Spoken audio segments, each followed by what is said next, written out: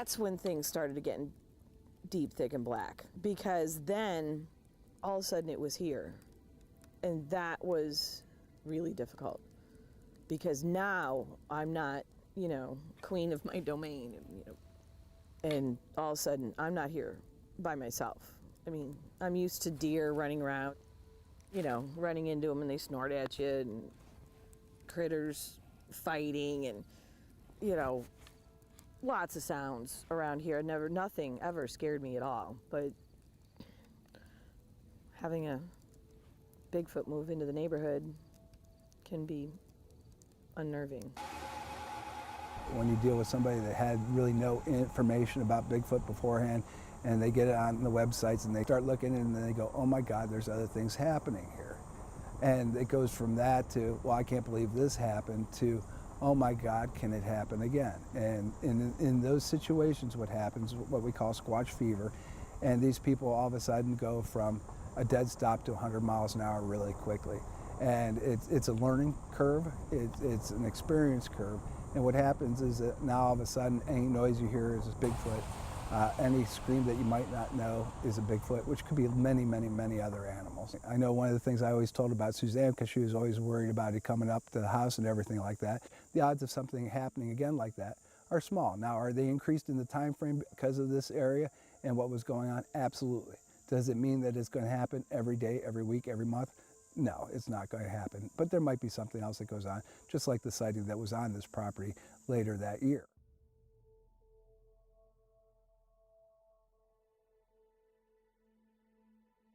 My brother-in-law came down for Memorial Day weekend 2013.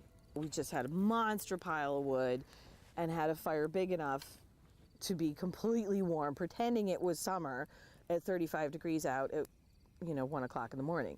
And so we were winding down the night, and Bernie said he was going off to bed, and we decided to turn the tunes off and just sit and listen to the night sounds. And a half hour goes by. We weren't really talking much, just pretty quiet. And he let out this screech out of nowhere, and it was perfectly silent, and this screech went out. And then all of a sudden, the similar kind of screech came back at us. It was crazy. It was just, I don't know, it was from that direction over there, in the direction of my sighting. And I just, I don't know, I was just thinking about it. My head was, because then all of a sudden I'm starting to connect. Evening, folks. And then as I was, good evening, my mind was being blown, he did it again. My brother-in-law, he let out another screech just as good, hello, than the one before. And it was a few seconds. All right.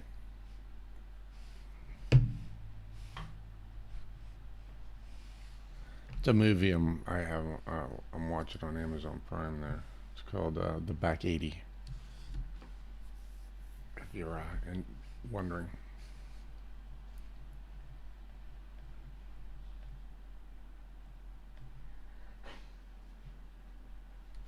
we thought you were Ubering.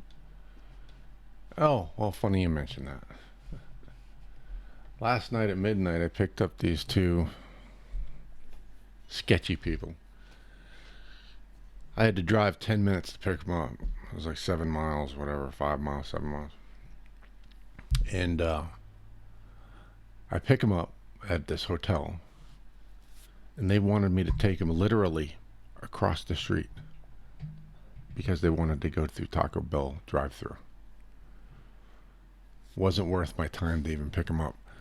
But I take them over there, and they tell the people, we talked to the manager earlier, we complained to him, and you're supposed to replace our meal for free.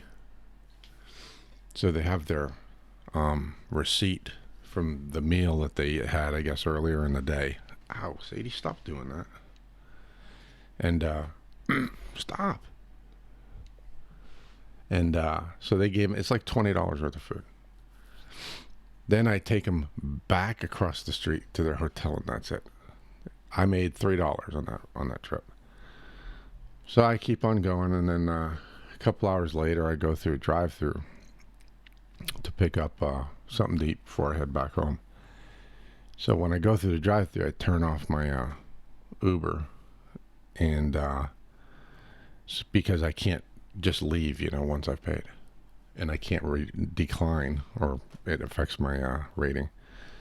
So I did that. I turn on my Uber, and it says, "There's a problem with your account. Contact tech support." So I was on my way home anyway. I said, "How the hell with it?" So I call them today, and they said, "Well, a customer has called and said that they feel that you are under the influence and did not feel safe. So we have had to freeze your account until an investigation can be completed." Whoa. So now I know I didn't pay. I think I picked up one guy who would have been at the bar. Everybody else I was taking like from their house to a friend's house, that kind of thing. And I'm like, and everybody was pretty friendly, pretty nice. So I'm like, who in the hell would do that? And I thought, there's only one person that would have done that. The people who were basically ripping off Taco Bell for a free meal because they called the manager and complained. And now they've called Uber and complained about me because they're trying to get their money back for taking them across the street. Which is Somebody wants a free ride, Rick. Yeah. So I told Uber. They emailed me. I had to respond to the email, basically respond to the allegation. But they don't tell you who it is. They don't tell you what time it was. There was no way for me to figure it out that way. I just figured it out because they stick out like a sore thumb as somebody who would do something like that. So I contact Uber and I tell them this. They send me a response back and say, "Well, thanks for the information on the incident. We'll let you know when we're going to let you drive again." So I got, I'm still angry about it. I texted them back and I said, basically, I said, "Look, I'm a disabled vet and this is my only form of income. And if you're going to mess with my finances, if you're going to mess with me financially, I'm going to mess with you financially. So I'm actually going to produce a video." Because what I also told them in the email or the response that I didn't tell you is I said, "I have a dash cam, and you just tell me what the footage you want. I'll send you the footage. You can see that I wasn't under the influence." They didn't want it. They said, "That's all right. We'll do our investigation and let you know." That's So BS. I told them I'm going to take the dash cam footage and I'm going to narrate this entire incident, my interaction with you, and put it up on my YouTube channel. And then I'm going to take a copy of that video and I'm going to send it to the local news and see how the local news likes the way that you treat a disabled vet with no other form of income. And that's where I left it with them. They never responded to that one, surprisingly, right? Is that the one that's got EJ rides on it? AJ, yeah, AJ rides. No, that's actually just a funny video from one of my rides. But okay. But that's from my dash cam, yeah. So I saw that you had a dash cam, and I was just wondering if those were the guys that. No. They didn't complain against you, okay? No, this was somebody from last night. It was the two people, and they complained immediately. So there's only one ride. I think one ride I did after them. So it has to be them. But Okay. Yep. How much was the bill for that guy going to and from? The people to go across the street? Yeah, the one that wanted the free meal. Oh, Uber charged them $6 and change, and I only got $3 and change of that. Jeez. Hey, Dee Dee. So they've effectively screwed me because that's the only thing that I can do to make money. Dee Dee's in the house. Hi, Dee Dee. Oh, man. Can y'all hear me? Yes. Oh, Yep. wow, cool. I don't even have to press a button. What the heck? Yeah, actually, I Serious? think I set everybody so they could do that, but I don't remember. Okay, cool. It All might right, just be you so because you got the office too. what's going on? Y'all all right? I am like PO'd right now. Is this going on YouTube? Oh damn. Yeah, we're live. Oh great. Why? So okay. All right, everybody. I'm out here in Jesuit Bend, Louisiana. And there was like a couple months ago, I was out here like scouting around, just hanging out and whatever. Where like some, coyote symphonies going on, which none of these people ever really heard, until the last like couple months before that. And I started talking to some of the neighbors and like, yeah, this whole coyote thing or whatever. We're not used to this, okay? Coyotes are like, way in the country or, New Mexico or I'm trying to think like, Texas or whatever.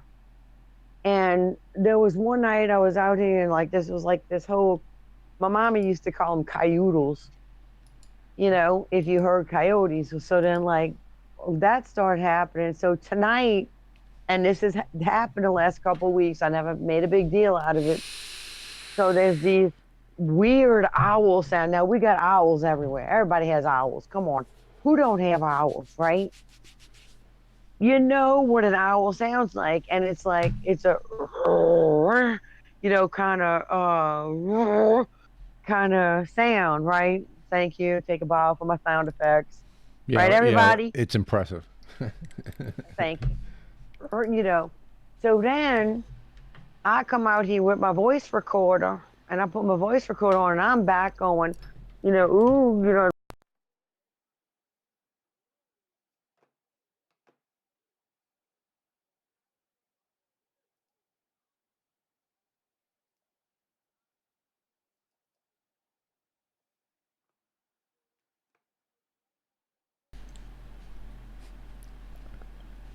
It's fine now, Rick.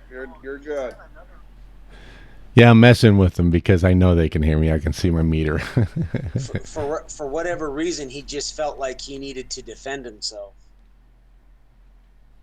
I don't know what his deal is, dude, but I spent about All an right, hour and people. a half on his page. I don't know just what laughing happened, my but ass off. it was just one of those that's like computer really glitches. sick, okay? Yeah, it's that guy's whack. That's the guy, Dee Dee, that has the images of the videos of All right, I'm back. head, supposedly a severed head, a foot, an arm.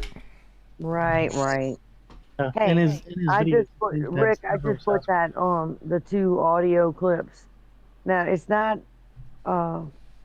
their audio, like voice audio, but they were doing stuff like throwing stuff, and you can hear it. Right. You can hear me real good. Of course, my voice is still kind of messed up, but I'm going whoop whoop. I got all my whoops going on. Yep. Then I'd be quiet, and every time I would react, they would react. So did you I put don't it on know. Google Drive or It's did really- you email it to me?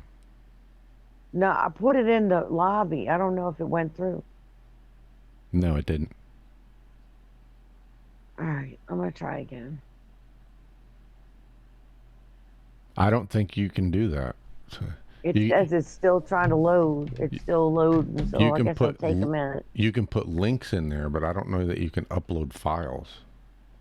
Well, it's loading. It ain't finished yet. When it finishes, all right. It's 2 clips. So, and I mean, I know y'all don't laugh at me, but this is like serious. Like they like throwing stuff, and you can hear it. You can hear them throwing stuff. So it's kind of cool, actually. People in YouTube, there will be a show eventually. Right now, we're waiting for these audio clips. This is hot off the presses, so we're going to get to it. Everybody's going to laugh at it, but at least it was some interaction. That's all I can say. Yeah, well, if you'd have put the link up so I could have got it, I could have pulled it down, enhanced it, and then played it. I know, but I can't. It won't let me attach it to an email, so. I told you, put it in Google Drive. I'll tell you how to do it, and then I can just pull it right down off your Google Drive. Okay, let me try. Go to drive.google.com. Listen to Rick. He's the boss. That's right, daggone it. See how I prop you up like that? Yeah. Hey, Rick, I got some questions for you, dude, when you're ready. Yeah, go ahead.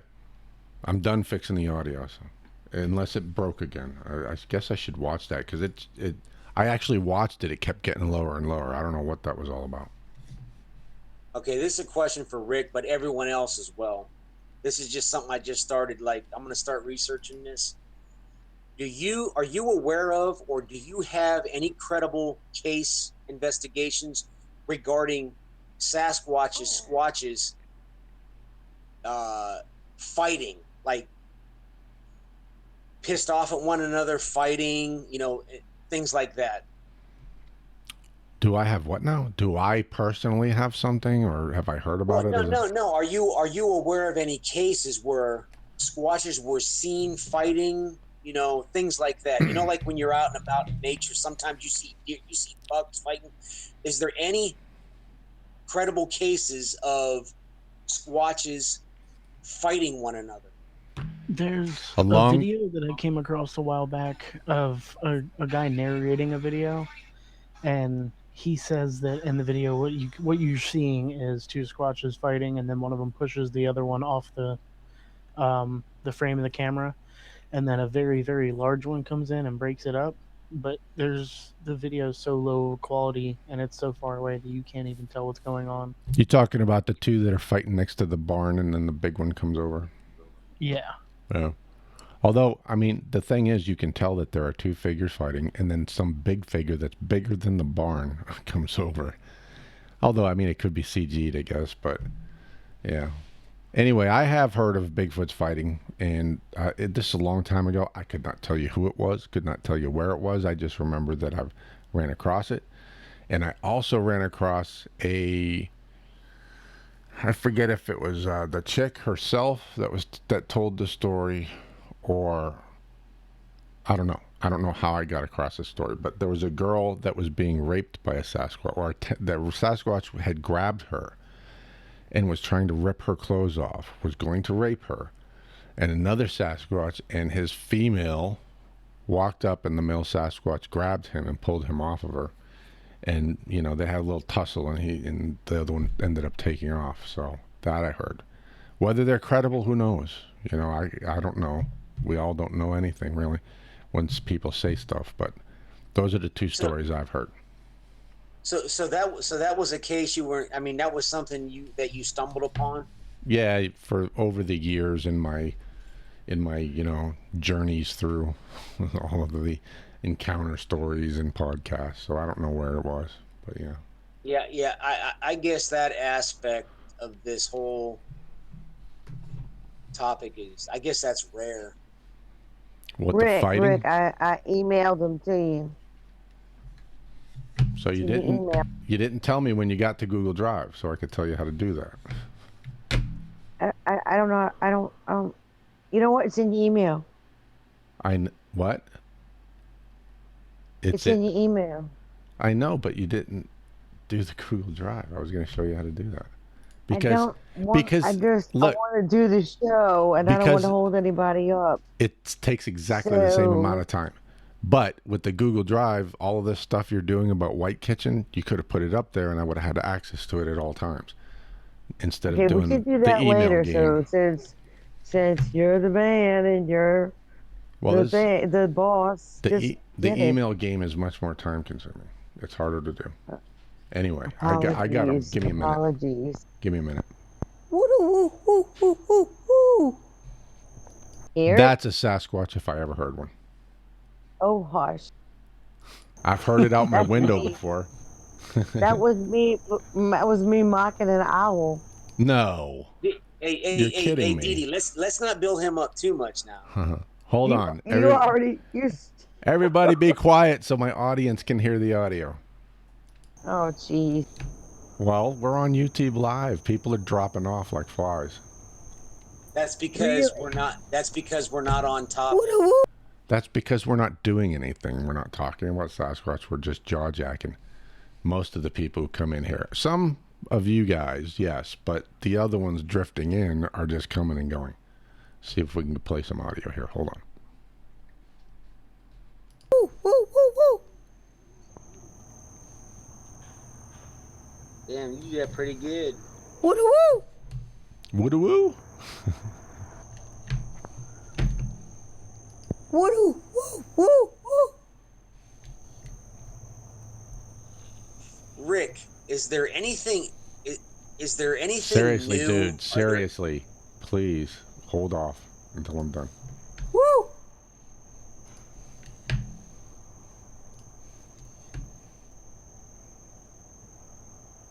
Are we supposed to be hearing noise, something right now, Dee Dee? Yeah, you're supposed to be hearing responses. I don't hear anything. I just hear you. Well, they're not like voice responses. They're like crashing and Yeah, I know, but I'm not hearing. responses. I'm hearing absolutely nothing except for you.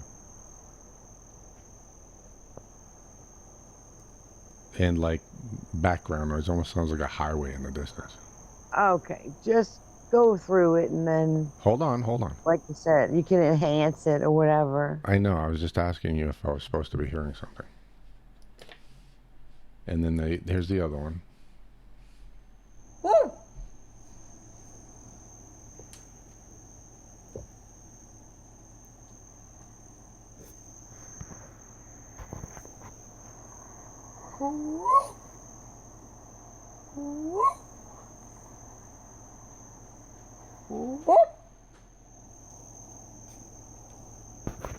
I think I heard something there. There was a response like several times on each clip. So. Hold on. Shh.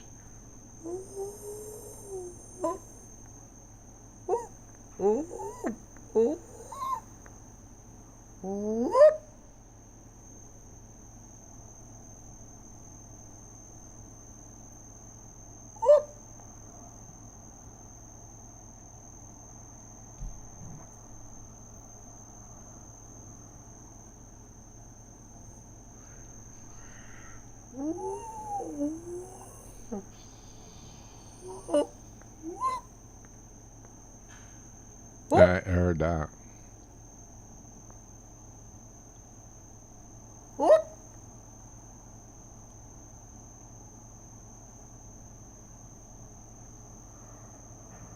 Heard that.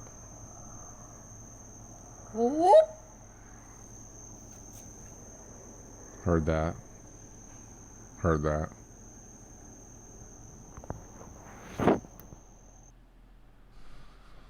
Yeah, I'm going to have to enhance these. I can hear something here and there. It just really needs to be amped up. I'll have to enhance it for you and put it on here. Every time they responded, I responded.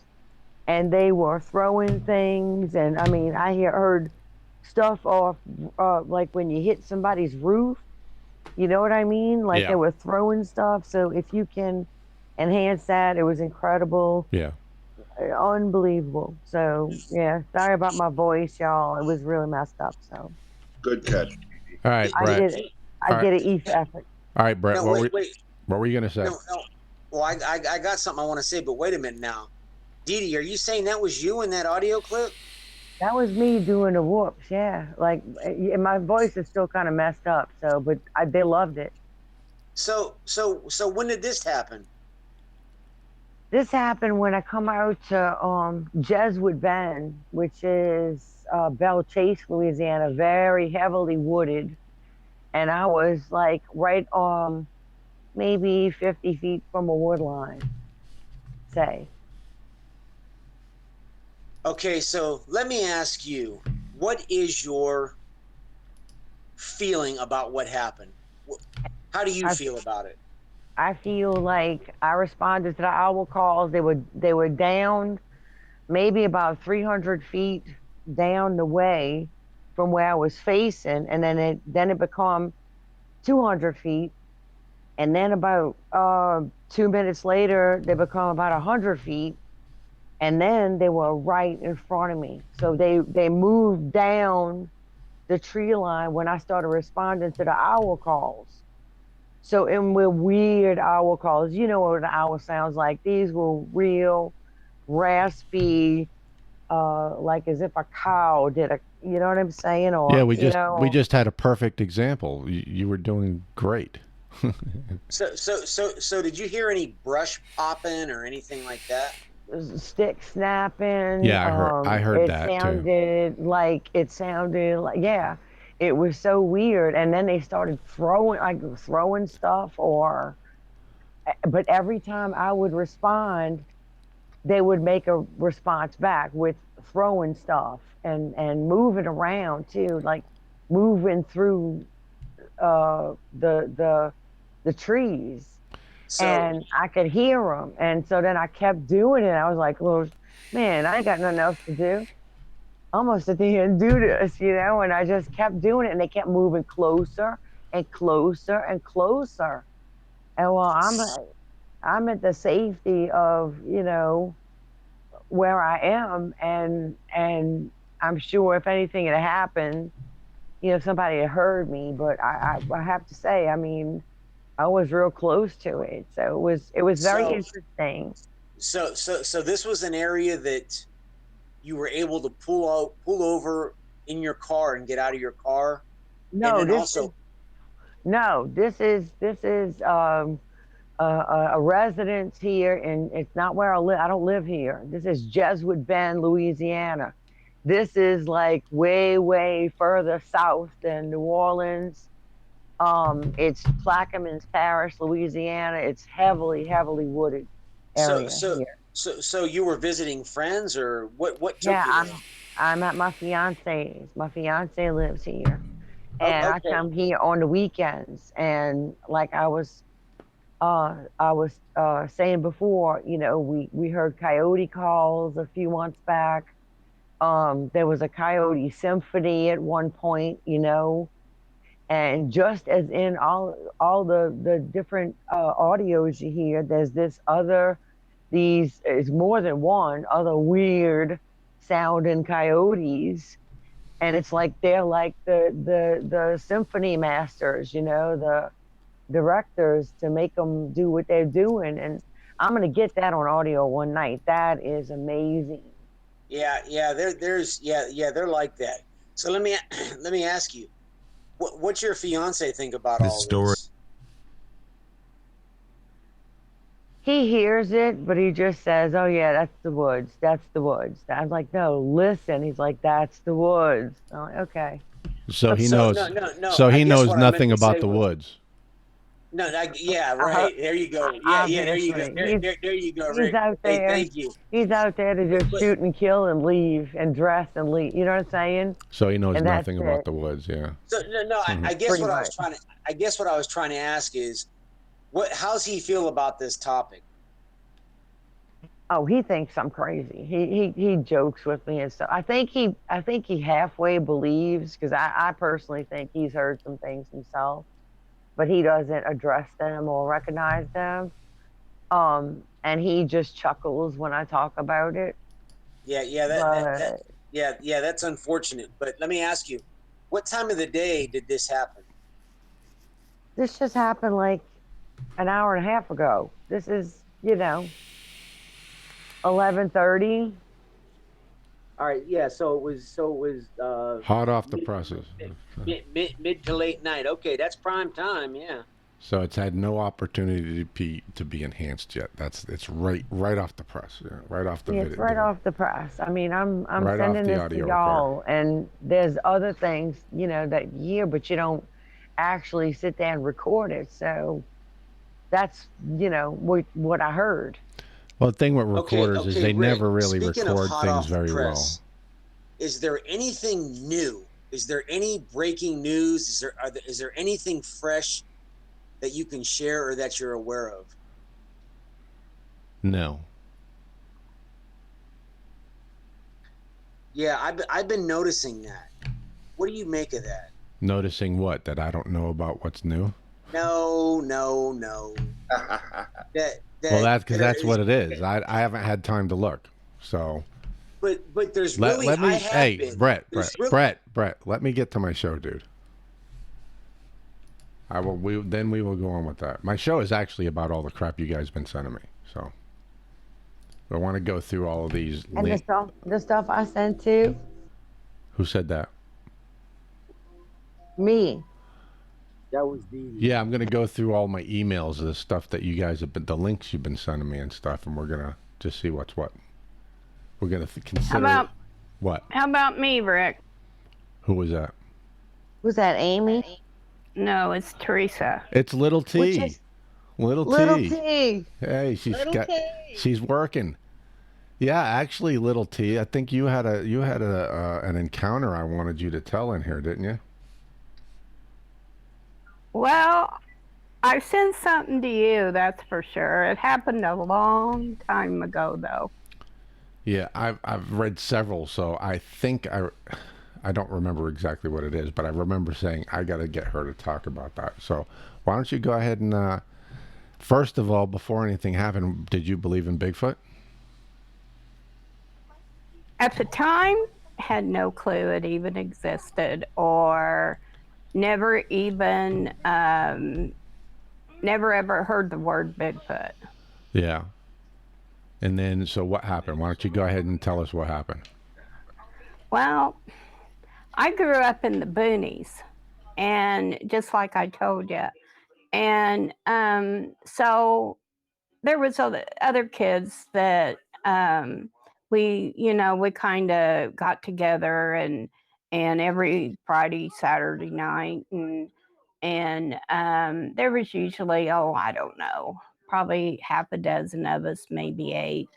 And some of us would bring like a cousin, or if we had a date, we'd bring the date. But Friday and Saturdays, we were all together. And we would get in the car and just freaking take off. And it was nothing but woods and back roads and nothing but dirt tracks. And I think I told you the story about one time we had this one old cemetery that was way back off the road. And some of the gravestones were like in the 1700s. And we go back there and sit and just gab and go on with each other and stuff. And we had this one dude that was just scared to death. And he was always looking for ghosts and stuff. And we used to really get on him. And one night the guys went and took a piece of rope and tied him to a headstone, and we all left him. And we went back later, about 10, 15 minutes later, and got him. And he was so freaked out that we had to take him home. But that was typical for a weekend. And we used to go to these places, and it'd be woods and just woods and woods and nobody around. And we'd play hide and seek. And we were about 16 years old. And I'm 64 now, so it was many years ago. And we went one night to this place, and it was just a dirt track. And it was an old woods, and it opened up into this valley, and it was just cliffs all around. And it was about midnight, and we went and parked at the bottom of this cliff. And we got out, and we were all sitting around, and we're just shooting the bull with each other. And sometimes, somebody'd be going through a bad time or something, but anyway, we hadn't been there maybe 15, 20 minutes. And all of a sudden, this god awful scream our chests just vibrated, and it was just the most frightening thing you ever heard. And it was right on top of us. And we sat at the bottom of the cliff, and it was probably about 50 feet or so to the top. And we just, I mean, all of us was just, hollering, and us two girls. It was only me and another girl in the group. And we started screaming, and this thing was just screaming and screaming. And you couldn't move. Your legs wouldn't hold you up. And you looked up, and there is this huge thing.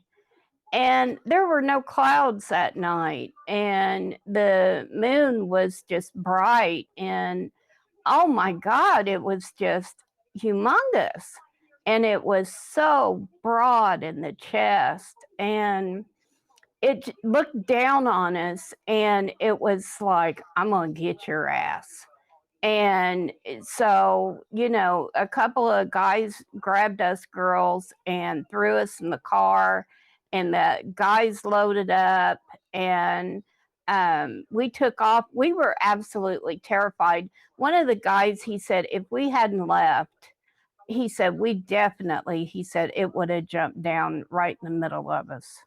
He said he said you could just see it. Its hands were just big fists, and it was just, I mean, it was the most threatening and the most god awful thing I've ever gone through in my life. And I still go in the woods. I don't anymore. I'm not capable of it, but I've always, my whole life, I've been in the woods. And Teresa, where did this happen at, and what day?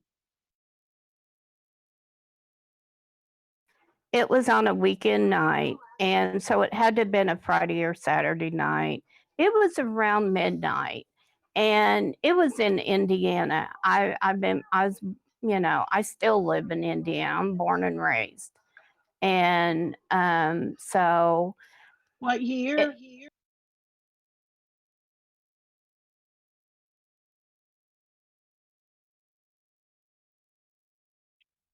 it had to have been around 71, 70, about 71.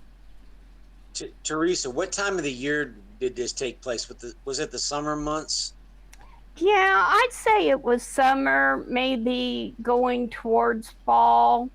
But it, now if you go back there now, it's a road now, and there's actually a RV park there. And but I do know that there has been sightings, through the years around that area. Do they have any problems with that RV park now?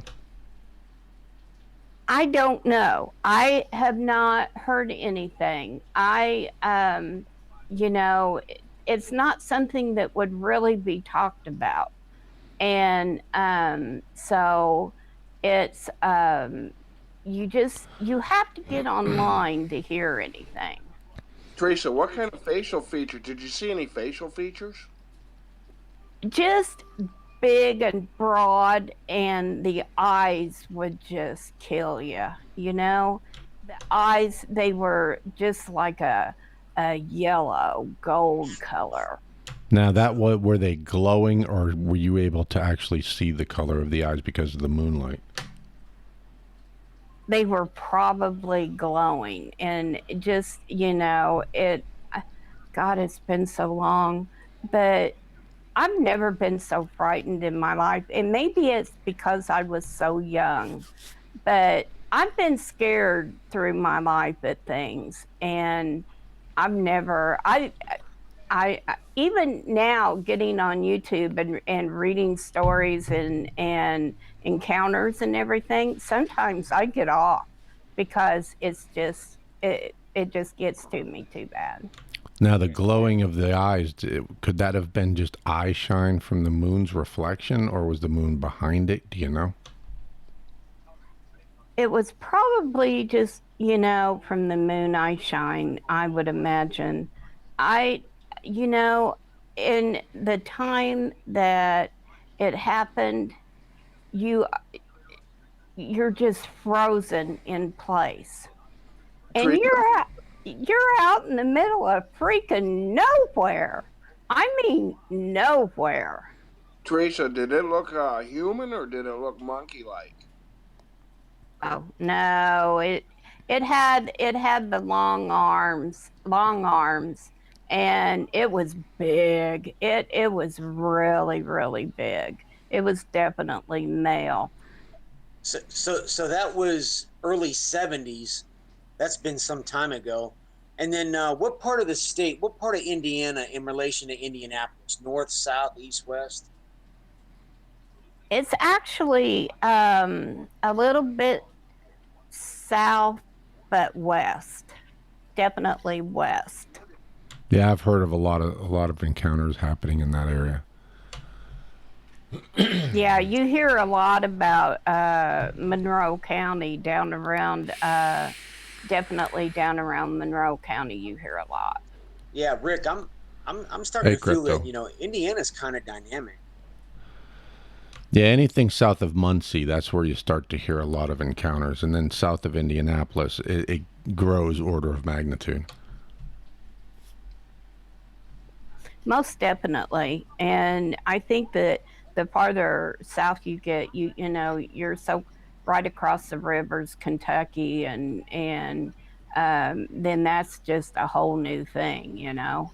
Now, Teresa, you said that it had its fists balled up. I mean, was it taking on like a bodybuilder's, muscle pose, like it was trying to put on a display of I'm really going to kick your ass? Oh yeah, it was definitely pissed.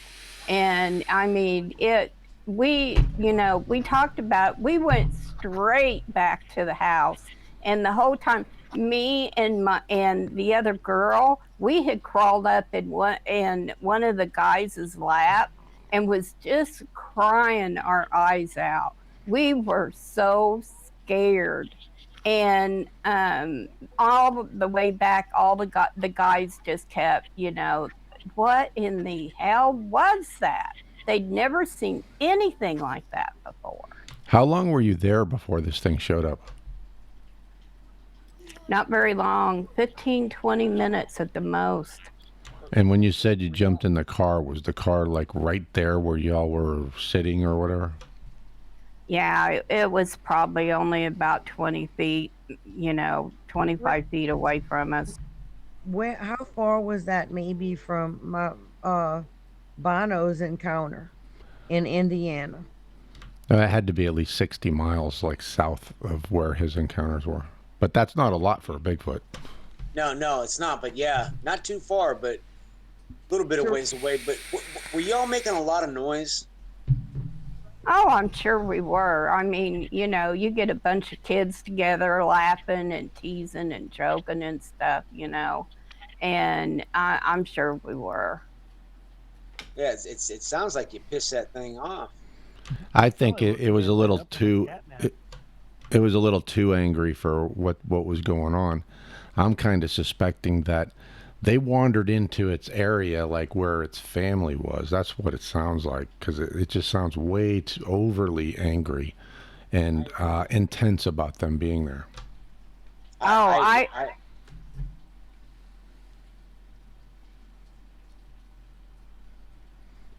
Go ahead, Teresa. I really thought that it was going to jump down and get right in the middle of us and start tearing us up. I mean, it was just holy terror, and like I said, a couple of the guys grabbed us girls and threw us in the car, and everybody was in that car and going down the road, but there for just, probably, oh gosh, at least a minute or more, we just stood there frozen. Nobody could just freaking believe it. Now, you told me that you were at the bottom of a cliff. Was it a sheer cliff, or, I mean, could somebody climb up it without gear, or what? It was probably about 50 or 60 feet. And probably if somebody knew what they were doing, they could climb up it. But it, for just an average person, no, I don't think so. Okay, well, it's well known that Bigfoot like to take the high ground. I have a feeling that those Bigfoot, he probably had his family at the top of that cliff, and he heard you all. Maybe you were keeping them away. Well, they probably stay up at night, but you were disturbing them because you were down there making all kinds of noise. And it didn't like that you were near his family. That's what I would guess. What's at the top of that cliff, do you know? Actually, it starts going into real deep woods. That would be perfect. Yeah, Rick, I instantly had the same feeling that you just laid out. That was my synopsis of it as well. Probably an alpha male looking after a family unit. What do you think?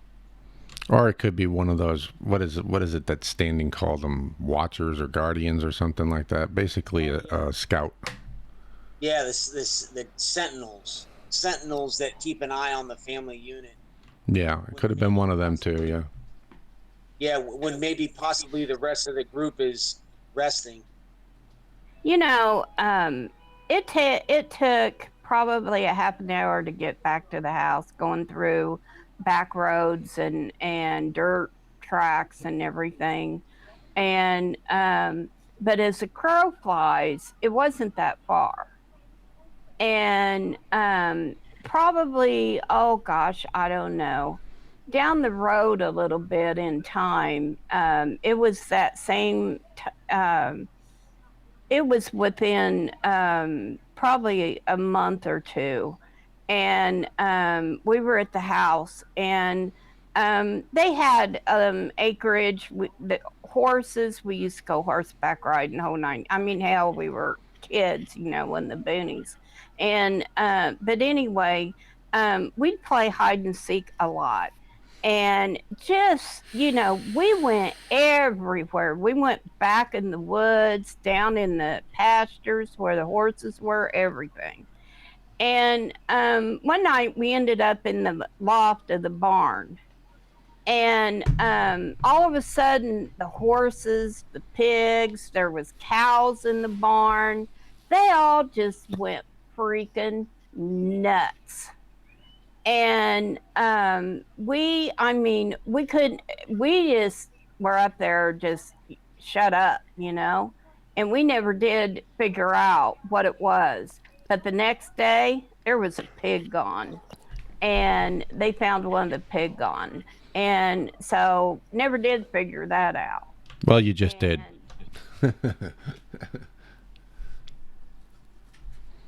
It was a Bigfoot. Bigfoot come and took it. Hungry. Yeah, very. But when you think back on it now, I can remember walking in the woods and hearing twigs snap, and you can hear footsteps, and I can even remember hearing wood knocks, and not think nothing of it, and just keep on walking. And then then there's times I can remember being in the woods, and it's like something is watching me, something is following me. And whenever I got that feeling, I got the hell out. And so I really do believe that we have a good community of them here in Indiana. Yeah, it sounds like you have some there close to, or at least back then you did anyway, have some close to you. When you were driving out, was there any sense from either you or the guys that were with you that the thing was like pacing you out or showing itself or anything like that? There was so much chaos. The guys were just, they were talking over themselves, and me and the other girl were back there in the back seat, and we're like dug down under, and the guys, were crying. I'm crying, she's crying, and it's like total chaos in the car. And you can feel the car, a couple of times fishtailing, trying to get out. And I don't think anybody had the sense to look back to see if it was behind us or anything. Anybody could think about, and I can remember hearing, go, go, go, get out of here, get out of here. And I think we were the guys were so concentrated on getting out that they never even thought of anything else. Have you ever talked to any of those people about that about that encounter since then? Well, when we went straight back to the house, and we talked about it, and we didn't go back out in the woods for probably a good month or more. And we never ever went back there. And but after that, we never talked about it again, even among ourselves. It was just something we didn't talk about. And when you did talk about it when you first got back, what was the consensus about what it was that happened, what it was that was there? Well, the guys, we would talk about how big it was. And the guys, they just, no way, no freaking way. And then it was like, yeah, it was. And it was going to hurt us. The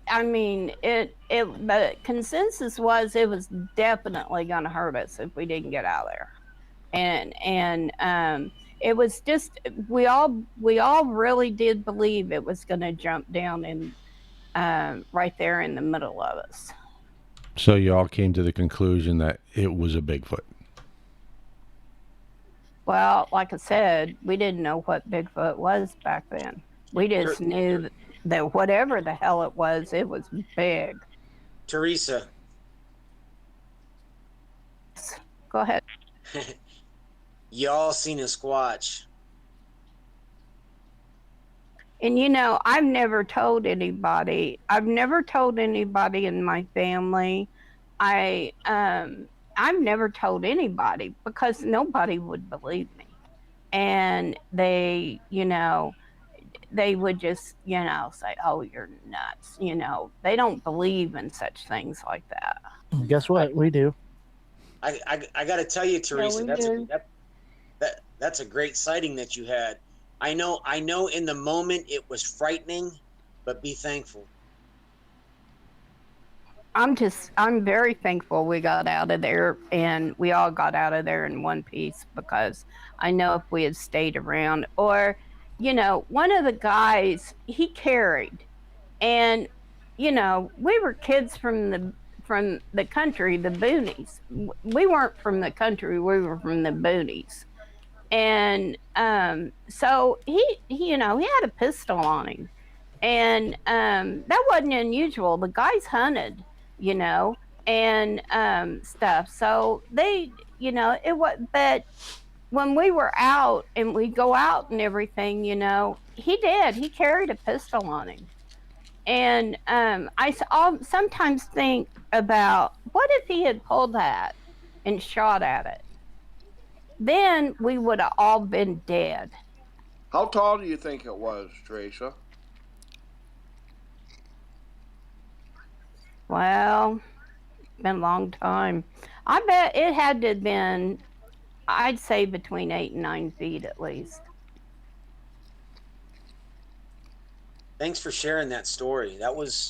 That's another good one here on Hypotheses Discord, I think. Thanks for sharing that. It sounds credible to me. No doubt. Thanks. Yes. Yeah, thanks. I tell you, when you think back on it, like I said, I do get on here and I do read a lot of stuff and about encounters and everything, and I listen to people, and it's like, sometimes people just do not want to believe it, unless they're face to face with it. They just don't have that concept. And if you don't have a whole new meaning to the things that go bump in the night, doesn't it, Teresa? Well, it makes you definitely have an open mind and realize that everybody, everybody thinks that we are at the top of the totem pole. Well, no, we're not. I don't believe that at all. And you're only, I do believe that there's things out there that can really put a hurt on us, and you got to watch your back. So, Teresa, at what point, when did you actually think back and realize that was a Bigfoot?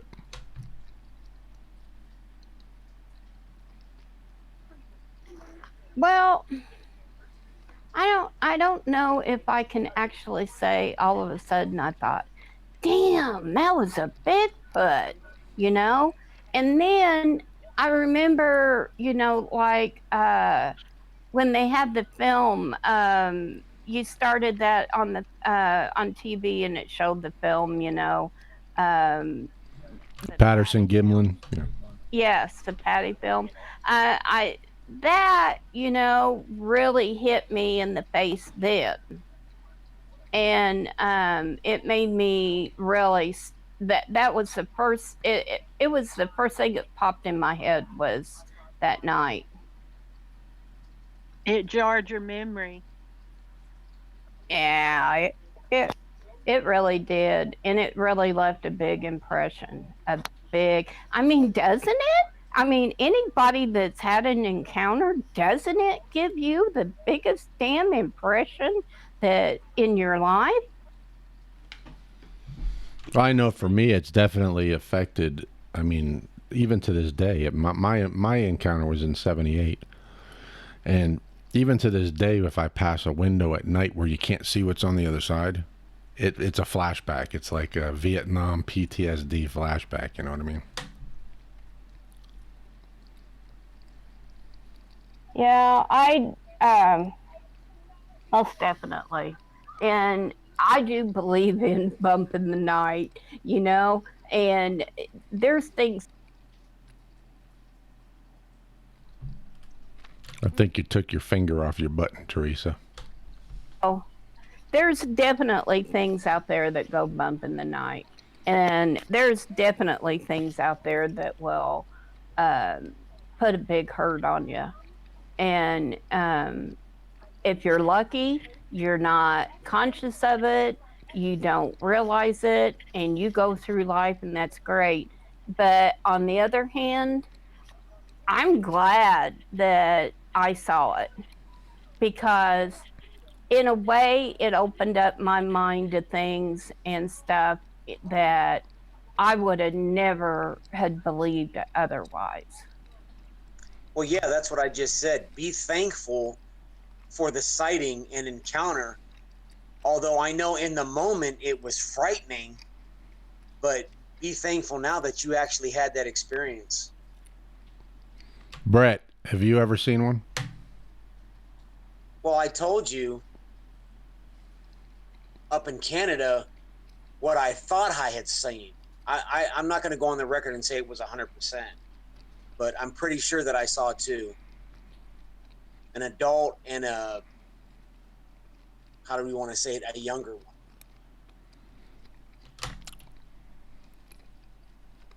Yeah, I don't exactly remember what you told me, but did you have a actually up close encounter like Dee Dee's or Teresa's rather?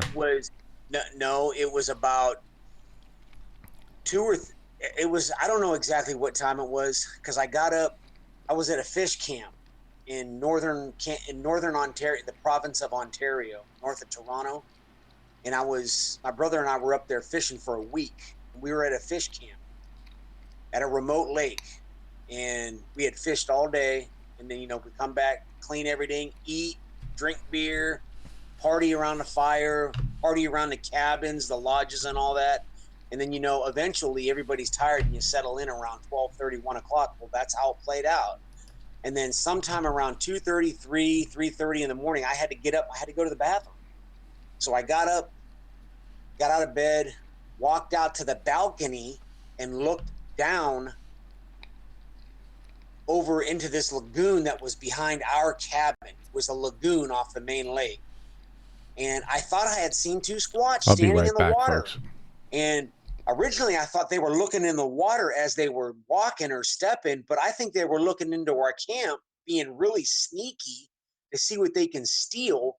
So I scampered down to the bottom of the stairs to get a better look, and I walked up the the knoll there, the embankment, and looked down, and by that point they were gone.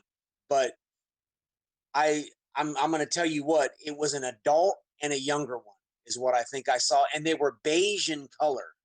Beige, like tan.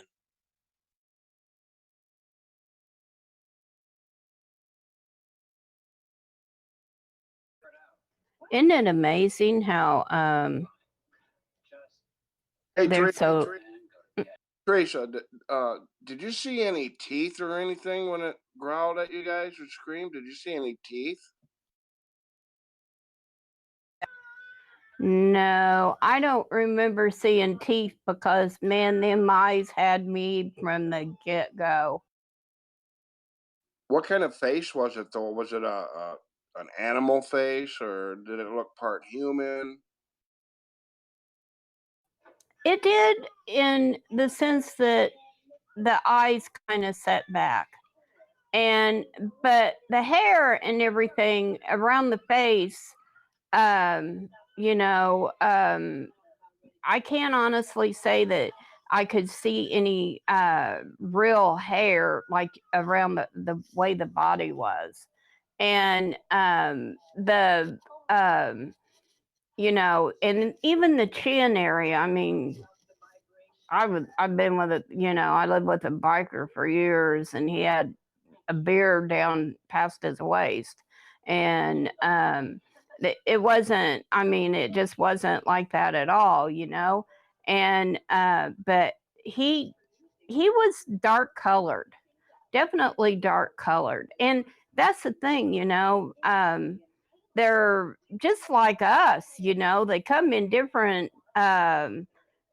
colors and everything. I do believe that you know they're very very closely related to us.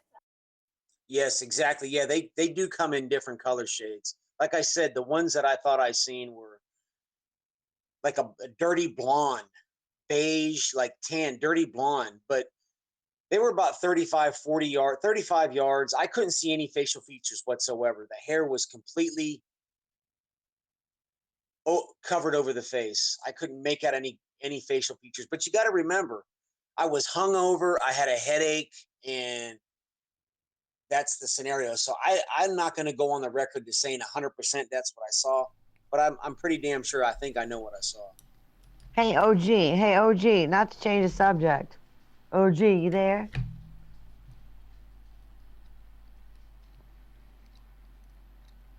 OG. Jared. Dude, he's probably got his XGN Aaron Sama. he's got his headphones muted so he can either play games or go in the chat. But I had something to tell. Well, he's in the chat. Hey, Jared, they're trying to talk to you in Discord, dude. Sure am. So guess what? So Robert said it was a great way for me to get killed, and I tried to answer him in the chat.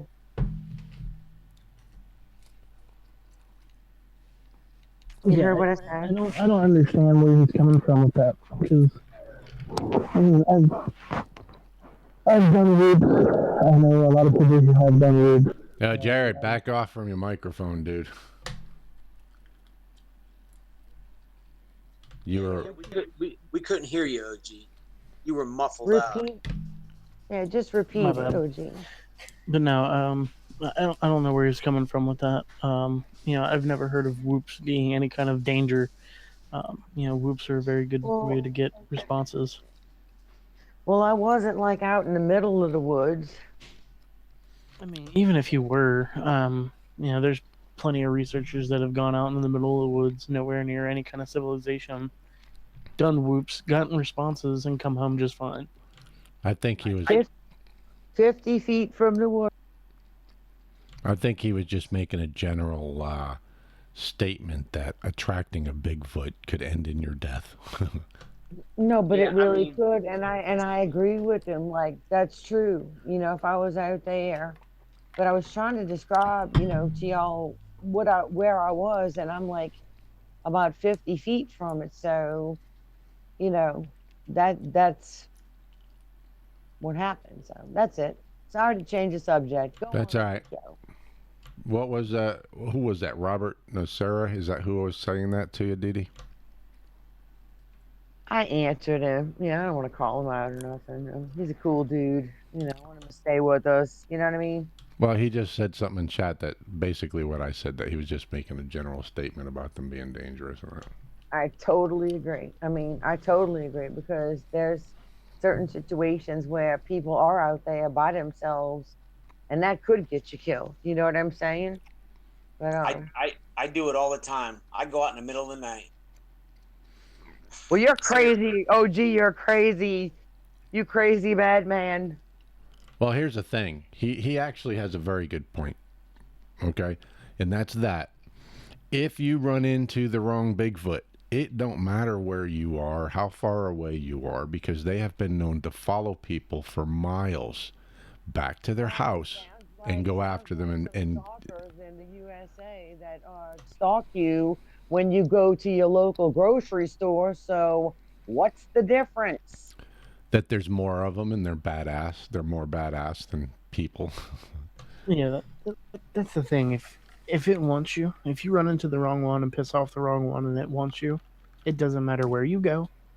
It doesn't matter how big of a door you have on your house. If it wants to get in, it will get in. Yes, exactly. I firmly believe that. But having said that, I still go out in the middle of the night on my own. I do that. I don't recommend it, but I do it. I mean, just think about it this way.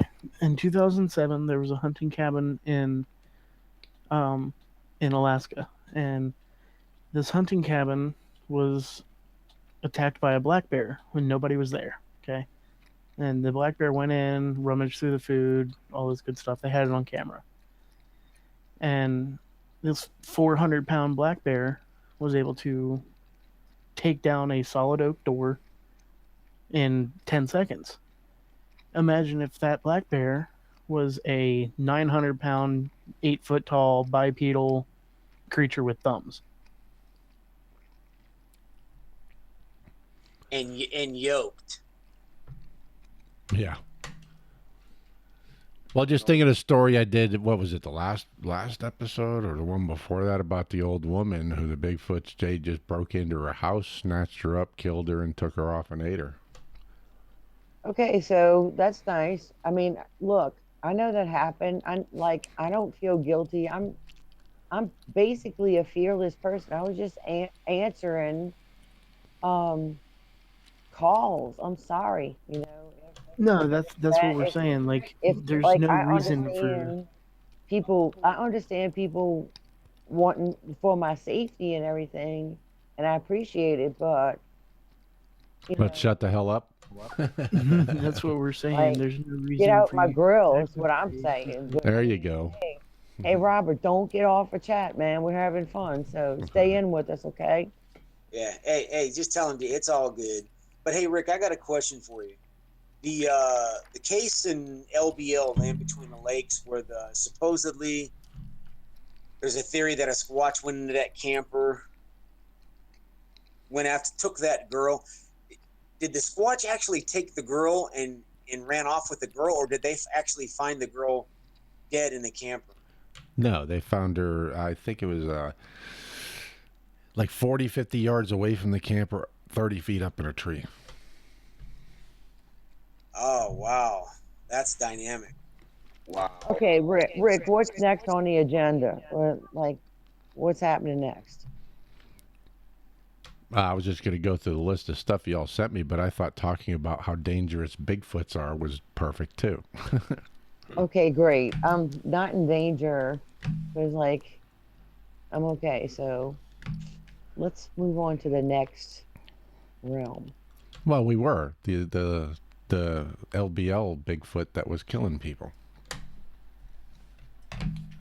I just read about that tonight and read the whole story. And there was a fish and game warden, and he was talking about it, and he was there supposedly.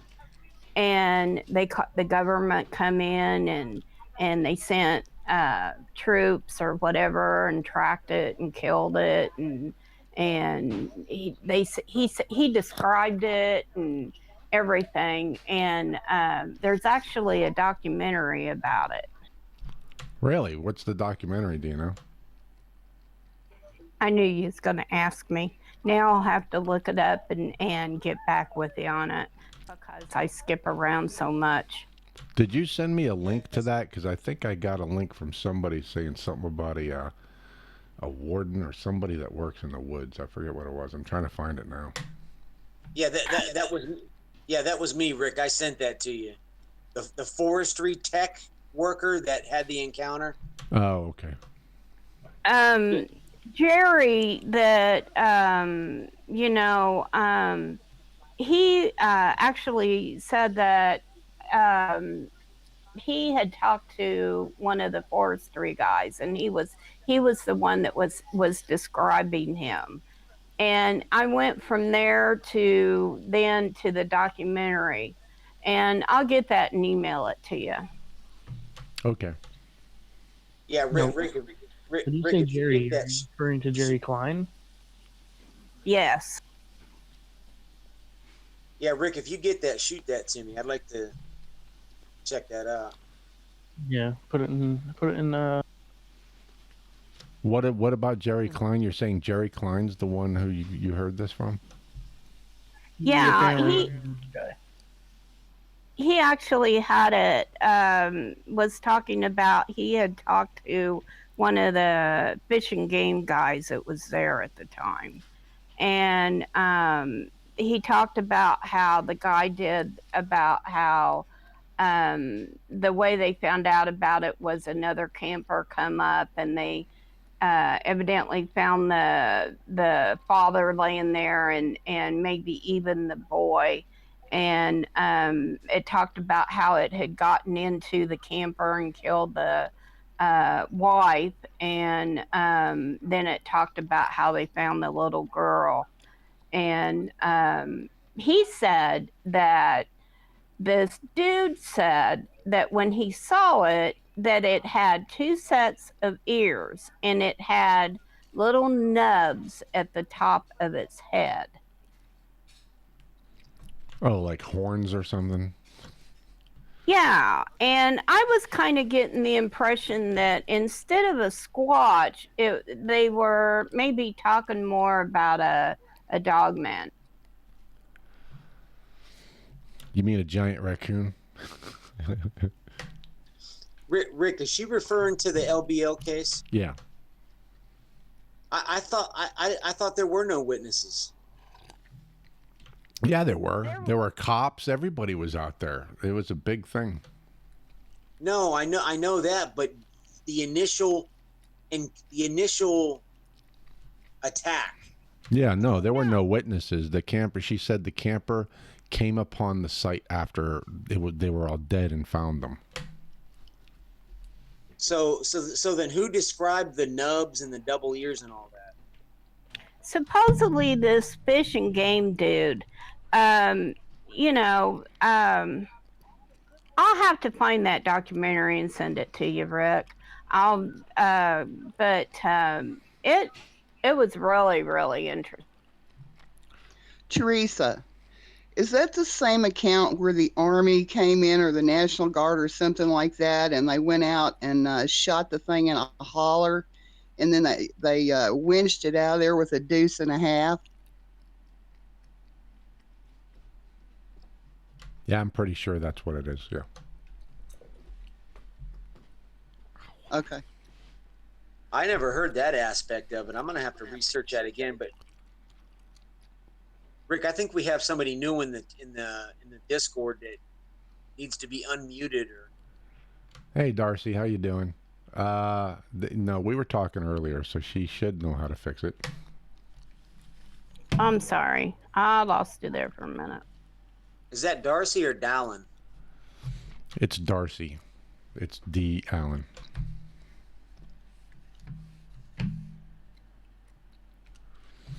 Darcy has an encounter too, and if she ever gets her mic fixed, I want her to talk about it. Come on, Darcy, you can do it. I want to hear that. I want to hear that encounter. Explain to her. Explain to her how to unmute her mic. She knows. Me and her were talking on here earlier today. Oh, my bad. Darcy, remember, you go. There you go.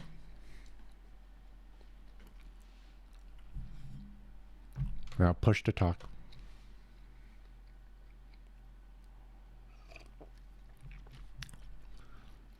All right, people. She'll get it here in a second.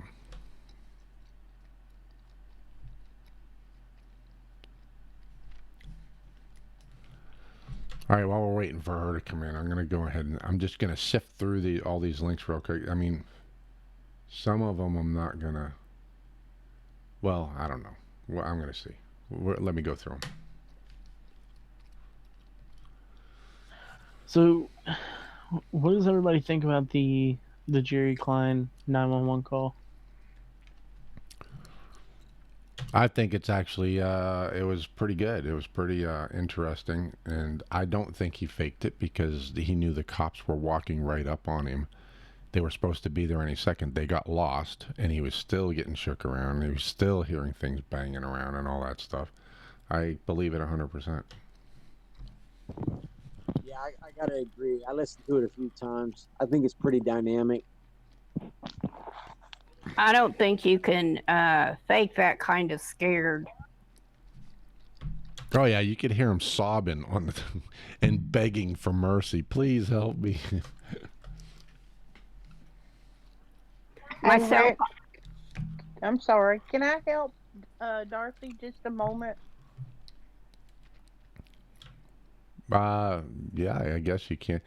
Why don't you try and do right click on her name and do call, and then y'all can kind of go add a band and do it privately, and then she can hop back in here. OG,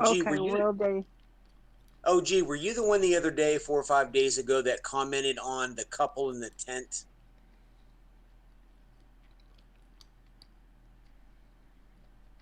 Oh, is that the one where they took a picture of the Sasquatch by the tree through the tent window? No. This was on Sasquatch, Ontario. OG turned me onto that site, and I'm talking about the couple that was in the tent, and they were filming themselves while all that ruckus was going on outside their tent, and then one slapped the side of the tent. There was a viewer that commented in the comments underneath the video that said that everything on Sasquatch Ontario is a hoax. Yeah, I'm kind of up in the air on it all, but I just want to. OG, weren't you the one the other day that was talking about that footage? I saw a video last night. That was a couple in a tent, and they were kind of talking amongst themselves, and the whatever it was that was outside of the tent, like, hit the tent, and then something else. But no, the video that I saw was from a movie. Oh, okay. Maybe that's what I watched, because I instantly felt, and they were filming themselves, right? Yeah.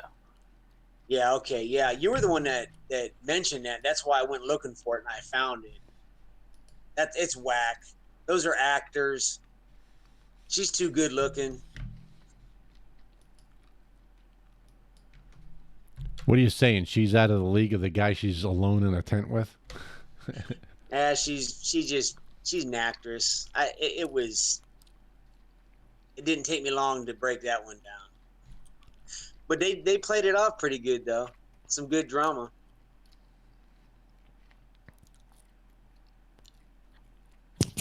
Yeah, no, that's from a movie called Bigfoot Willow Creek.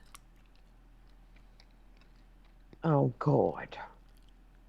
Yeah, have you seen the one though that I was talking about where they're filming the Sasquatch by a tree through the tent screen of their window? That's fake. Yeah, that's the Texas San Antonio. Rick can tell you a lot about that guy. Yeah, it's Rick Dyer. Yeah, it's like so Rick Dyer. It's like Rick Dyer fake rubber mask. We killed it and shot it. Oh, I didn't know that. Yeah, dude, that was all fake. It looks just like the Jack Link Sasquatch. Come on now. Come on. Yeah, kinda.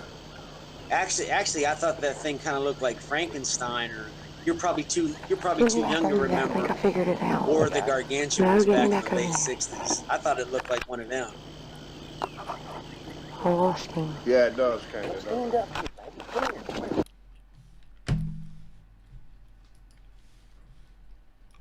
All right, Rick. So, like, what's next?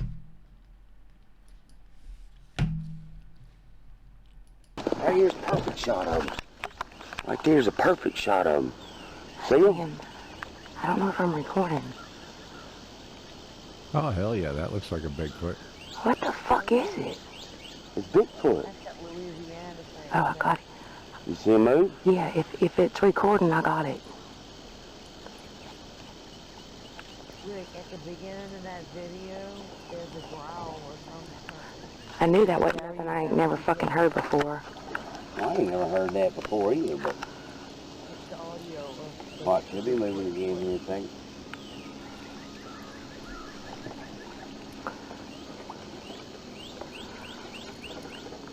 Did you get him moving? I think so.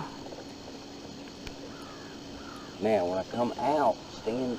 I got it going. I can see him right here. Alright, yeah, but I'm trying to back up so you can really... Now, can you see him? Look, get it now. I am. Oh, he's like peeking around the tree at me.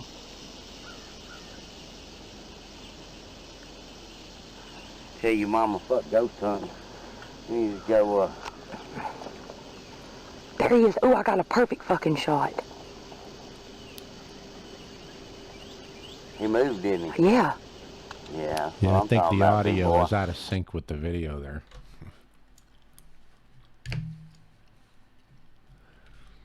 All right, Dee Dee, you were saying there's a growl at the beginning?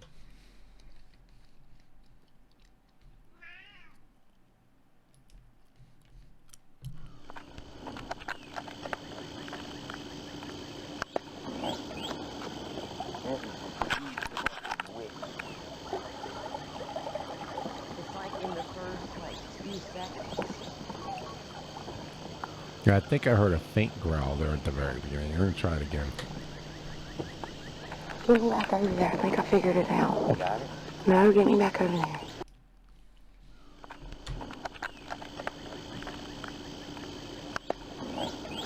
Yeah, there it is.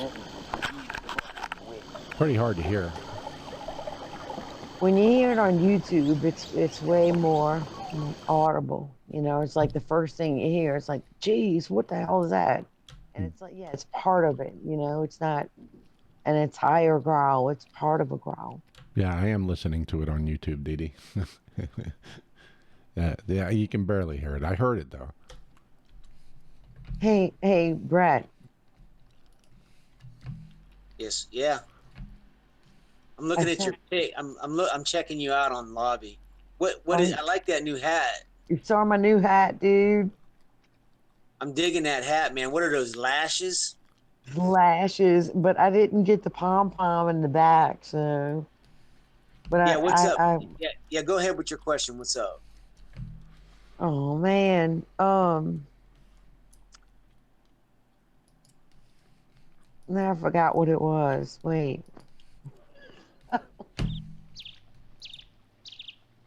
I have a question about something else while we wait.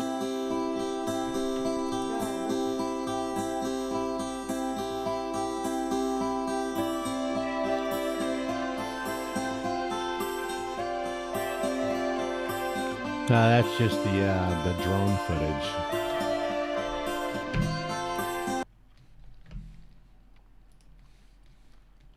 Oh yeah, White Kitchen. Oh, yeah. I wanted to tell you,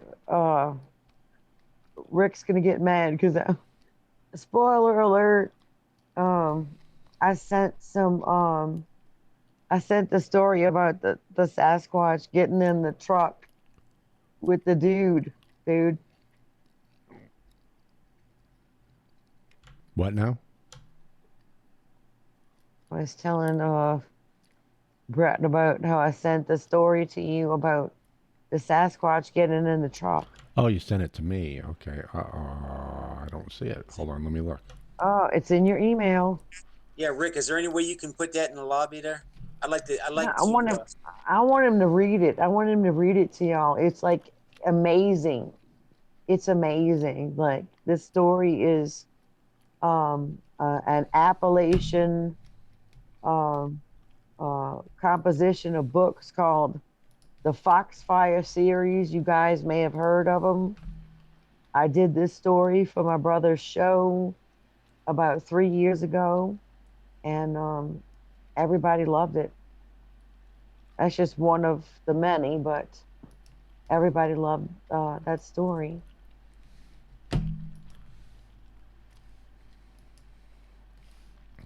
I mean, Rick can actually read it. It's got the whole, twang in it. It really like the story as it's told. It's in Appalachian twang, old country style, but it's great. It's about a Sasquatch getting in, and it was a Model T vehicle that went as slow as a guy could walk, and he got in the truck with the man, and it's a real story. The Foxfire series is a series of books from back in the day, which still go on now, and it was started by a group of high school students who carried on their family's legacy and stories, and it's amazing. Wouldn't that be frightening? Have a hitchhiker hop right in your truck. This dude literally hopped in the truck with the man, and they weren't really that startled by one another. If Rick reads the okay, Dee Dee. I have like a page of text that doesn't. It's like not the first page. Then I have a page that's a picture with some more text that aren't the first page. And then I have another one that's some kind of attachment that I have to download. Okay. The first page, if you go halfway down, you'll see where the story starts. The second page continues the story. And the third page, I think I just attached what the Foxfire books were. So you could, identify where the story came from. So if you go to the first two attachments, go halfway down the page to the that's how she sent it to me. Okay, so that's the halfway down the first page, and then the second page is that's the whole story. Exactly, and the picture in there is the actual man that happened to. This is a true story. Okay, all right. You want me to read this, huh? I would like you to read it. Yes. I only have a second grade reading level, No, you don't, and you're lying, but it's okay. All right, hold on. Let me take myself off push to talk. You're so funny.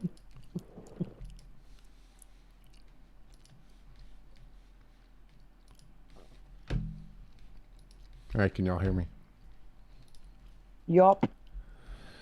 Okay. Yup. All right, Sadie, don't you start with me.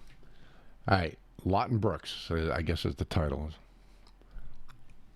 Let me move my microphone here.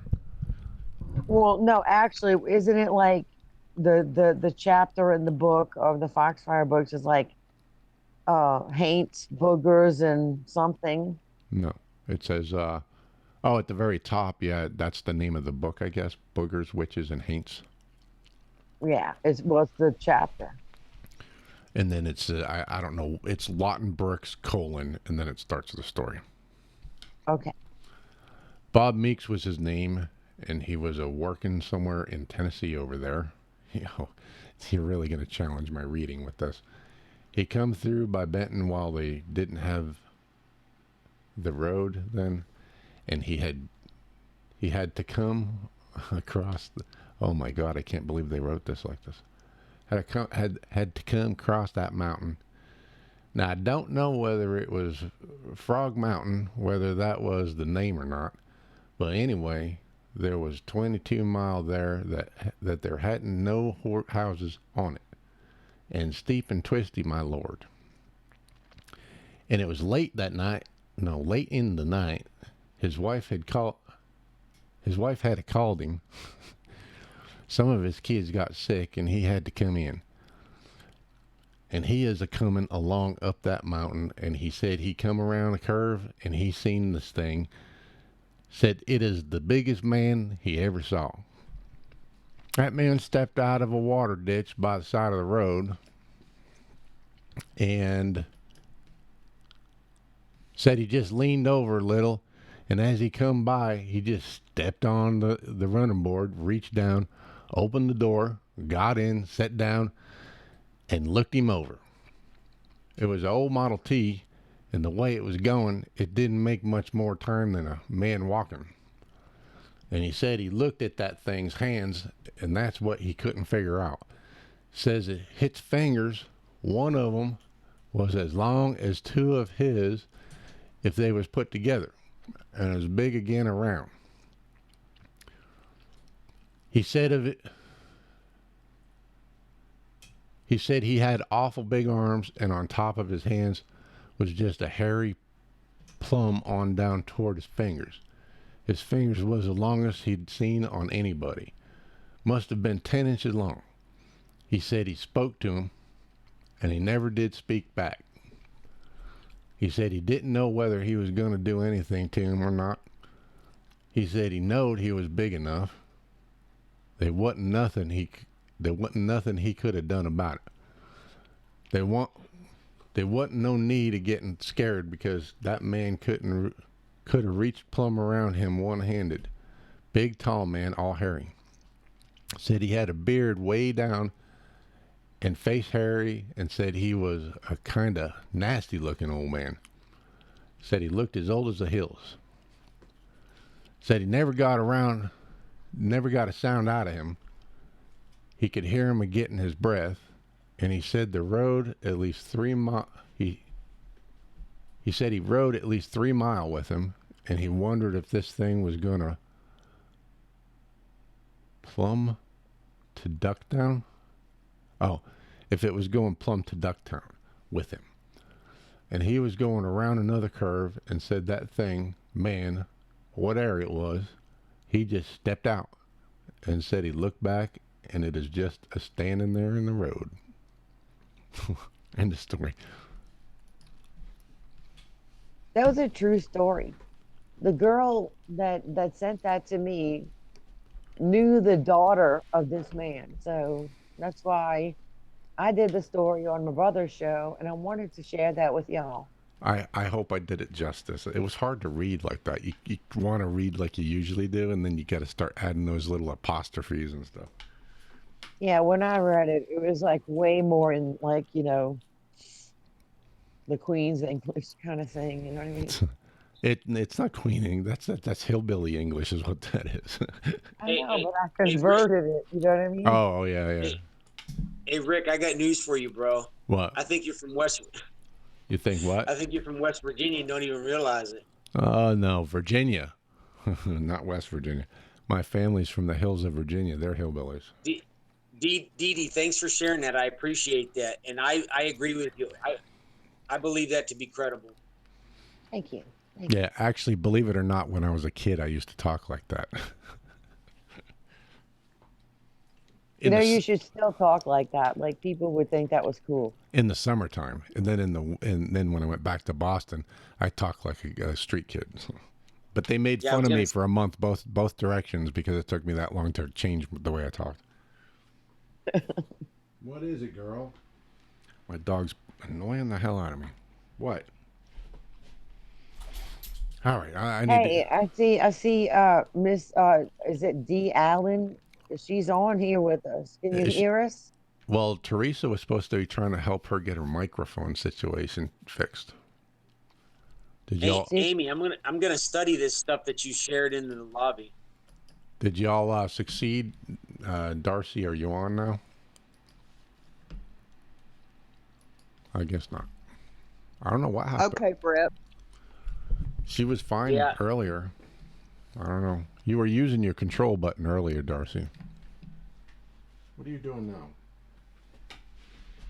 Yeah, Amy. This looks pretty good. I'm gonna get into the stuff that you posted up on here. Hey, Dee Dee. I'm going to take another break and let my dog out. Yeah, Teresa, what you doing, baby? Hey. No, this is Amy.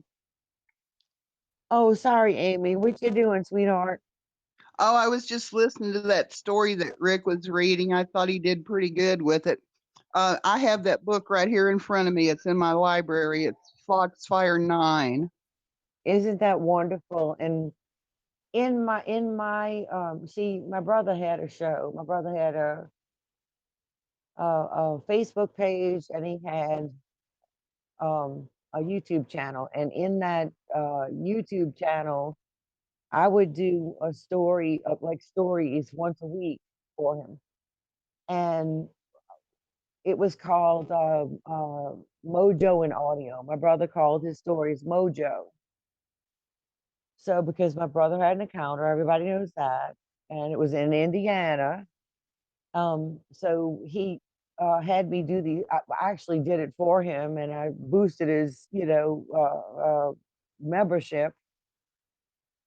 So when I did that story, I added my own commentary, and in my commentary, Foxfire is this algae that grows, right? It's called several different names in different parts of the country. Foxfire is also Willow the Wisp. And in my Willow the Wisp description, I added, Miles Davis. I'm a big Miles Davis fan, who's was a jazz artist at that time doing his songs, and Willow the Wisp was one of his songs. So I just did this really cool, well, if you're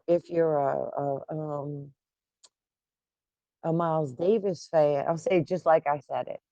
This is how I said it. If you're a Miles Davis fan like me, you'll know what that means. And my brother got so many hits on that, and so many questions, and what is that? Where does that grow? Why don't we see it in our yards? It only grows there, right? So it was really, really cool, Yeah. I really enjoyed doing that. What only grows? Yeah, I Hey, love all these. Darcy. What are you growing? Pot? What are you talking about? Yep, total pot, dude. You growing some Mary Jane? Now we're talking about Willow the Wisp, which was Foxfire, which was the book that story came from. And I was telling Amy about the stories I told Bobano, who had me do I did the stories for him on his Facebook group, and it brought a lot of people, because I would do commentary, and in my addition to it was Willow the Wisp and the Miles Davis thing, and that was a song, and I'm a jazz fan. Yeah, I love Miles Davis. Thought you were going to redo the stories for me or something. No, I actually could do stories for you. I mean, if you would let me. Well, what do you mean let you? I've been waiting. I've been waiting to get one.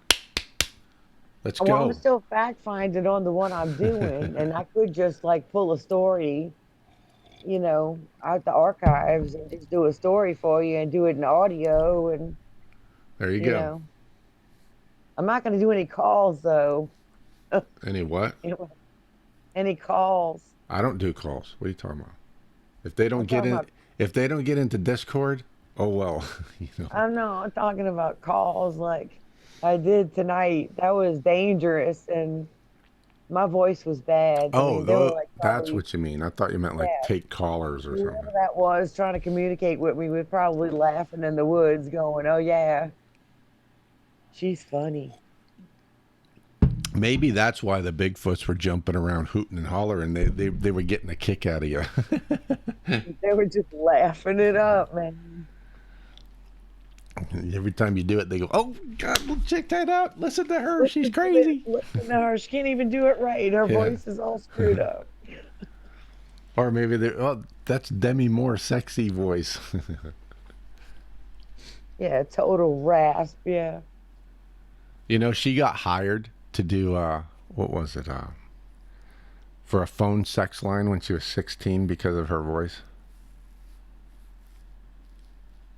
Or something like, no, it wasn't that. It was something like that. I can't remember. I'd have to look it up again. No, you talking about Demi Moore? Yeah, her voice was raspy, and she got hired to do something that was like sexy or sensual because of it. Yeah, her she was into that. She had a rough upbringing.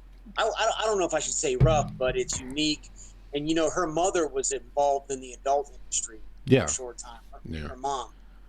And she moved into next to what was it, Natasha, someone of can't remember the chick's name. She was an actor. That's how she got into acting. And the girl, because Demi Moore used to be cross-eyed, and she paid to have her eyes fixed so that she wasn't cross-eyed anymore, and got her into modeling and stuff. Yeah, she was severely cross-eyed and was teased a lot as a young girl, but had a sexy voice. Anyway, we're getting off topic. And was an amazing actress. So yeah, go on, Rick. Go on. She was my favorite. Years ago? Darcy, do you have anything to share, Darcy? Is she talking now? I see her mics. It appears to be unmuted. I'd like to hear her story. I'd like to hear what you've got to say. Darcy, are you there?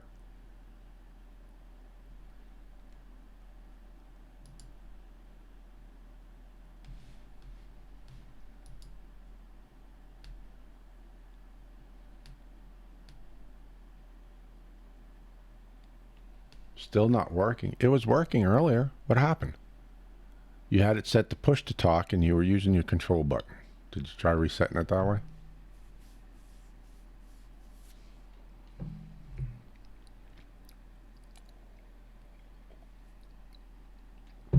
Yes, you did.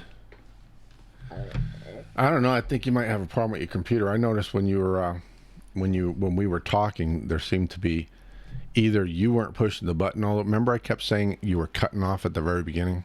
That's two things could cause that.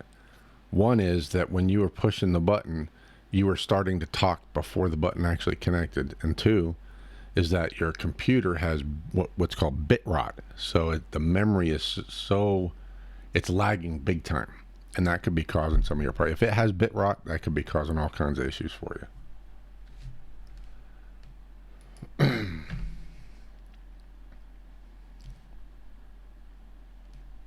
All right, I'm looking to see what else we got in here. Well, yeah. Where's Matthew Cleaves? Hey, Matthew. Why don't you get on here, dude? Rick, while you're looking, I sent you, hopefully you got it, that Jerry Klein thing about the Land of the Lakes. Nope, haven't gotten it. Hey, Darcy's in the lobby chat. Yeah, I saw that. That's who I was talking to. Yeah, I haven't gotten it, Teresa. Can you double check the email address? Because sometimes people don't spell Sasquatch hypotheses correctly. I don't know why it's so easy to spell. Oh, ha ha ha! Yeah, I'm sure it's me. Oh, okay. All right, I'm looking through here. Suggestions. You guys have sent me all of these. What's the will be a top choice of yours to put on here? I got the Kentucky Bigfoot breakdown, and no, I don't really need to watch that. Opening. You got the Concho, Oklahoma thing. The 10 best Bigfoot vocalizations of all time. You sent that to me? Knife Pliskin. What? Snake Plissken? What? From Escape from L.A. Escape from New York. Snake Plissken. It was both of them, L.A. and New York. No, I miss hearing your voice. It's not. It's Knife. Knife Pliskin. Oh, it's Snake's brother, Knife.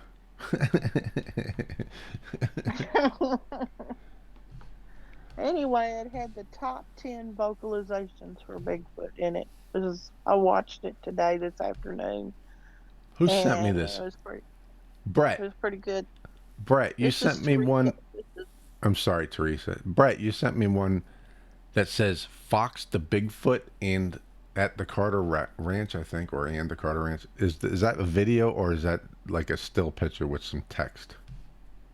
No, that I sent that a while ago. We already covered all that. That was I think that was Reverend Jeff's little thing. Oh, okay. Yeah, well, I'm scrolling through looking for something that looks interesting.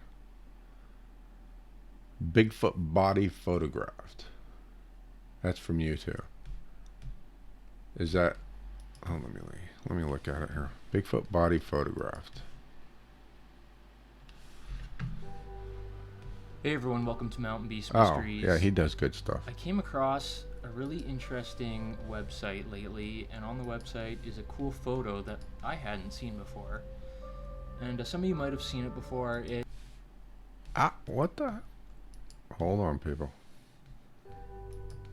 Hey everyone, welcome to Mountain Beast Mysteries. I came across a really interesting website lately, and on the website is a cool photo that I hadn't seen before. And some of you might have seen it before. It's a photo of, I guess, a dead Sasquatch. And it was apparently taken back in 1894 by some trappers in British Columbia. Oh, yeah. Now, you Not can a see on dead this website Bigfoot. here, there's It's a little dog. write-up done. It's a dog. I've looked at that before. All you have to do is look at the snowshoes next to him. The snowshoes are huge. That dog isn't that dead body isn't any bigger than my dog. Let's see. Sasquatch killed elderly woman. Yeah, we just went through. Oh, Dee Dee, you sent me that. Did we discuss that you sent it to me? I don't remember. The Miller document. Oh, did you get to the Miller document, Brett? Did you ever find it? Did I put the link in here? Yeah, you got it. Yeah. So, here, I'm going to put the link in the lobby here because I don't remember if I did. Since I'm looking at it now. Appreciate it. Well, I sent you the Concho, Oklahoma Bigfoot casino thing. Oh, the casino one. Okay, you should have said that. Oh, I'm looking for yeah. Concho. I didn't see Concho. It's CONCHO. Yeah, the casino I saw. Way back when, in the early 2000s, I believe, 2002 maybe. And Here it is. a Bigfoot was seen in going through a grease trap. Do you guys, everybody on here, do you remember hearing about that? Yes, most definitely. Rick, share that. I mean, if she got it to you, put that up. There's even more information. I don't know in what this she sent article. There's not only the recreation video, but there is more to it where people saw it going through their neighborhoods, and then a guy took 2 pictures of it, which became some sort of straight line from his house to the casino. Incredible. What in the world did you send me? It's a link of some kind, and when I try to open it, all I see is a bunch of hypertext code. Oh man. All right, maybe I'll try to put it in the lobby. It Would looks that like work? Yeah, sure. Try that. Yeah, it looks like it might be a website that you sent or something. I don't know, but I can't open it anyway.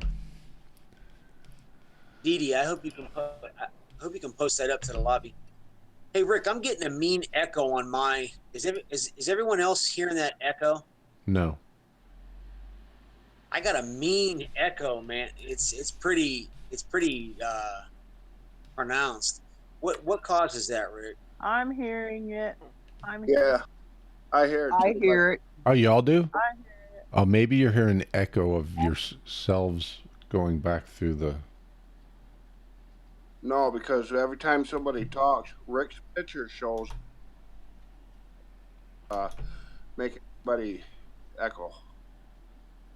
I don't know what it is, but it's pretty. It's pretty mean. Hold on. We got to think for a second.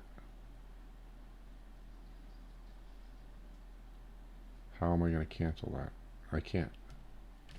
I think we're being monitored. Well, every time somebody talks, Rick's picture shows up, and that's what causes the echo. Yeah. I actually was worried about that. I thought the echo cancellation was fixing it, but I guess it's not. What it is because you guys are being fed through the mixing board to get sent out to YouTube. Well, you're also, it's because it has to send, well, actually I could do it that way, couldn't I? Hold on, let me see if I can fix it. Just put that in the lobby. It's in there. Let me try. The sound, my voice sound quality is going to go to hell for you guys, but it should stop the echo.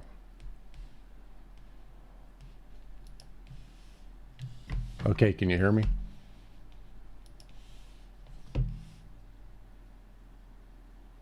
Talk. Somebody say something. Hello? Something. Did the echo stop? Yep. Hello? I don't hear an echo. Okay. I've got earbuds. Testing 1, 2, 3. It stopped. I still hear it. It stopped. I can hear it too, but what your echo is that your own sound is coming out of your speakers and back into your microphone.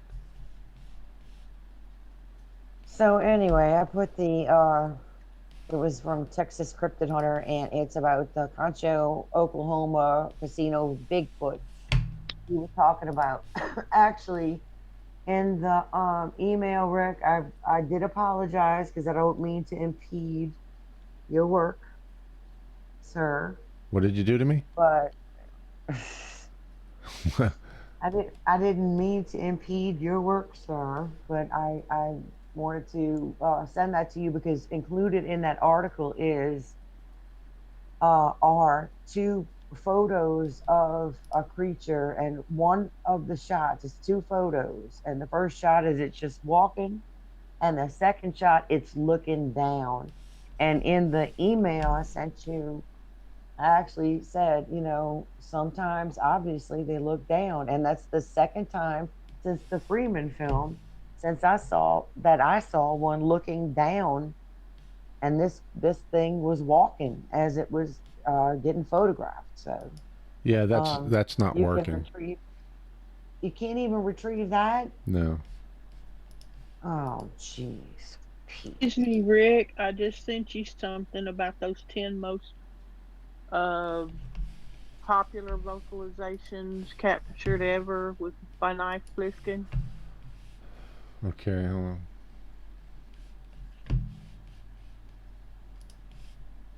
I sent it to Discord. Now I got 2 copies of it. It got here twice. Oh, you sent it to I'm Discord. sorry. What do you mean? You sent it to Discord? I sent it to discord.gg/RW large N 7 little T little R and then 7. You sent it like an email? That's my link so that you can enter Discord. I don't know what would have happened when you did that. But anyway, I got it in my email. You got it? Yeah. Okay, I'm sorry. I didn't think you had it. I got it twice now, but it's okay. We got it. That's all that's important.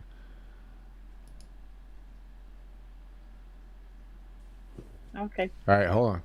Here we go. How's everybody doing today? You're doing all right, dude. How you doing? Been doing too good today. I had something going on with my stomach. Felt like stomach flu come back on again. I got it this winter and should have had him read that. Much my lunch, and I'm feeling a little bit better. But when I got home, I always go back through my What are we phone, hearing? and I had a The friend video you sent me. request on here. It's not playing. Oh, you have to be on YouTube because now that I stopped that loop, you can't hear it anymore. Here, and I read his page, and not even in the lobby. No, if I change my audio back, y'all just don't talk and you won't hear the echo. Hold on, I'll change it back. Retired.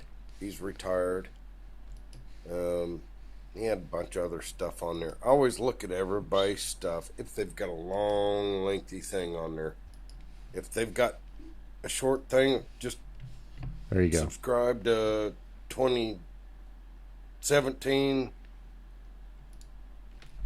They don't have nothing on there. I'll let them build their own stuff up and then message me, or friend request. But I'm sorry, I just got out of work a little bit ago. Got home, got cleaned up. But I don't know where it says. The guy told, when I was reading on there, it says he lives close. He's 7 miles. So I live out of 7 miles of Golden Pond, Kentucky. Okay. Then I got reading on there, and he was he's retired now. KYODNR. I went ahead and this was at 11 o'clock this morning at work. I went ahead and friend requested him. Well, he messaged me. I'm going to let my dog in. I am not going to tell his name because he does not want his name told. But he told me this story today, and it is a little disturbing. Now, I have not been to this place. I know people that have, that I have Facebooked, and get in here. He got on there and gave me a warning about what he saw off my Knox County Bigfoot organization page. Okay, I'm going to get to that. Okay. This is after I went ahead and friend requested him. And I'm going by Bob. And it's just the Bob name I'm popped into my head. His name's Bob. Okay, I'm not going. He said I could do a video on his story, but well, it's not a story. It's a fact, and it's real. Okay.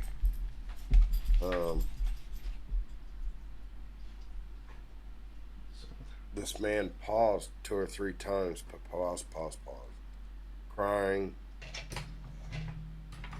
Pause. Okay, I'll be back. I'm back with you. Okay.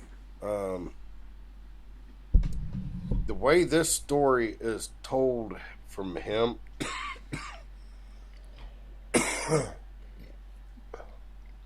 it's had me choked up too.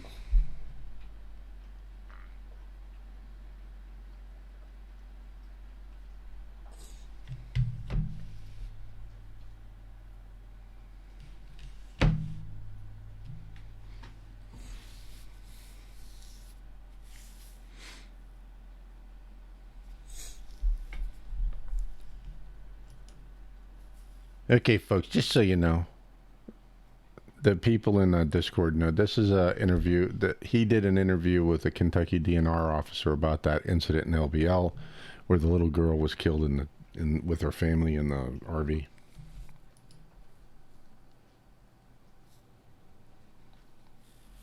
This is a side nobody has actually heard of, And I didn't either till today. Give me a minute, guys. Okay. I got myself composed here a little bit until I get the part again where he's talking about this.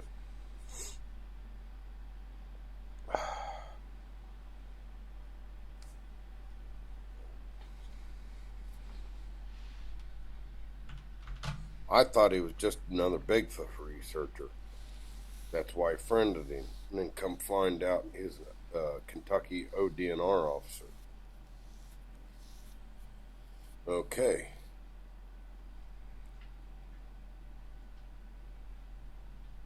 He told me about the gruesome scene.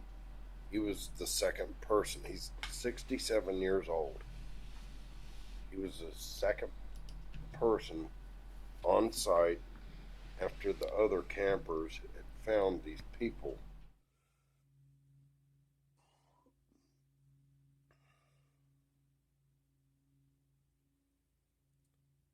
Seen at the campsite. It's a man and a woman, a son. Now, while he's there with the sheriff's department, and now this is from what I had a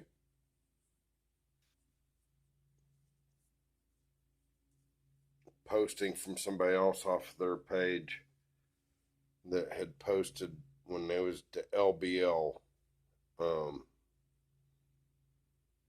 This is where this is taking place. There's a lot more to this story than people know. Okay, this is what this man is telling me. I've wrote down most of it. A lot of it that I've read into because his messenger messages just went on and on and on and on and on. And he's giving me warnings here about where I was at Mohawk Dam with the pictures that I showed off of my YouTube videos. Okay. He told me that the gruesome scene, the family in 1988 found they found the dismemberment bodies. There wasn't, he told me on here, everybody else on their, I've listened to different people on here, that there was 3 different corners. No, there was 6. 6 corners. 6 different corners, okay? And when the corners was confirming this of what he's telling me here on paper, I've got most of this wrote down here from off. Okay. I got to believe this man, Bob, and that's all I'm telling you guys. I'm not telling his name. He retired right after this. Just quit working for the state. Went in landscaping, he said.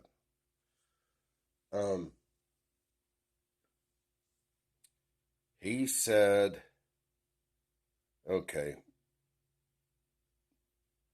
the husband's arm had been dismembered. The claw marks could not have been from a bear, from the 6 corners that was there.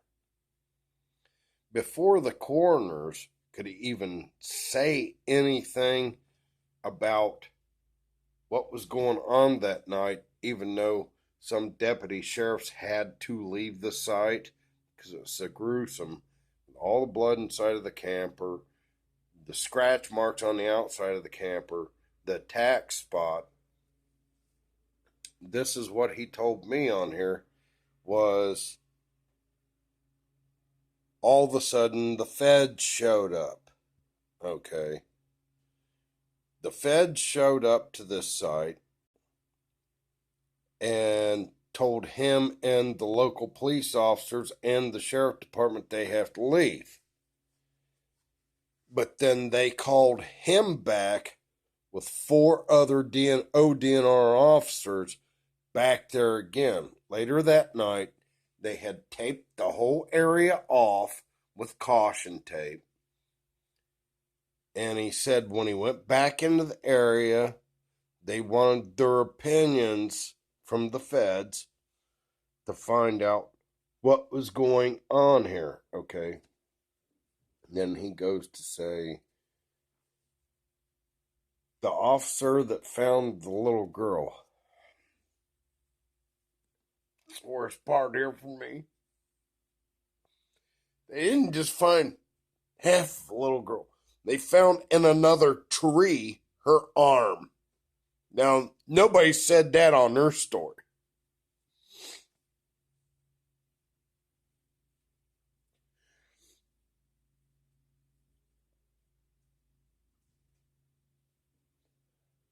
Lord God, what kind of creatures is out there that does that? Freaking 40 feet in the air, 2 trees, an arm in one, and the body of the little girl another. Hold on a minute. You know, people could get out there and talk this. If they can't get emotional about, imagine a toddler like that. Whether it be your niece, nephew, your family member. I honestly believe that people actually in it for the money to get out there and talk about it. I'm not. This man is credible, okay? I've seen the credentials on here. As far as I know. No, I can't go check him out through. I don't have credentials to have somebody check him out, but I do in the sheriff's department here. But the story he has told me so far is beyond what stories I have heard. Okay. I have heard numerous stories that the National Guard come in there. No, the National Guard did not come in there. The sheriff's department was only told to block off the main drive that goes up there. And then the main drive that goes up to the top of the mountain, or hill, whatever you want to call it. Block it off. Either way, he said that they took in army snipers down in there that followed prints, followed pieces of clothing that it had drug with it, followed it down, back down over a ridge line, not down over the hill, but around the ridge line, and then back up into a caving system. And they all went in there. And this is what apparently I was told from Bob. They heard a bunch of shooting going off across the ridge line from them. Because there was a big valley down below there, but there was a ridge line that rolled around like a bowl. And then inside there was a caving system, a little caving system. He said that the shooting went on, and then while they was standing there as ODNR officers with the other army,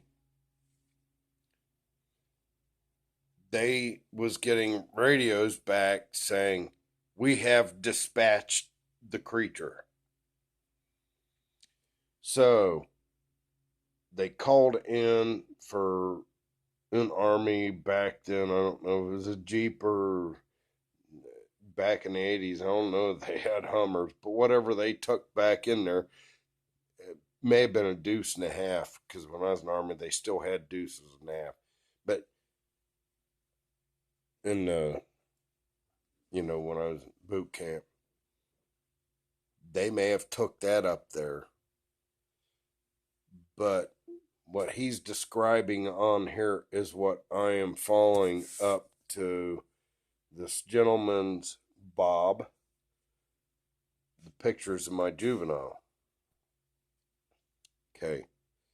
He says they brought it back down the road after they had to actually run a winch from the front of the truck and drag it up out of there to the truck. And it took 7 men to load this creature into the back of the truck. And then when they got back down there, all he got to see was its head was at the back door and its body. But he could see big feet, like a Bigfoot. But he said that it had ears on it that wasn't real tall, that was kind of short. But it had side ears too. But it had 2 nubs on its forehead. And he said the claws on it was out this far on its fingers. It had fingers, but the claws. Yeah, the claws was out here on its fingers. But it did not have dog legs. It had massive legs, massive body, massive girth. It had 2 nubs on its forehead, and 2 upper ears, and 2 lower ears.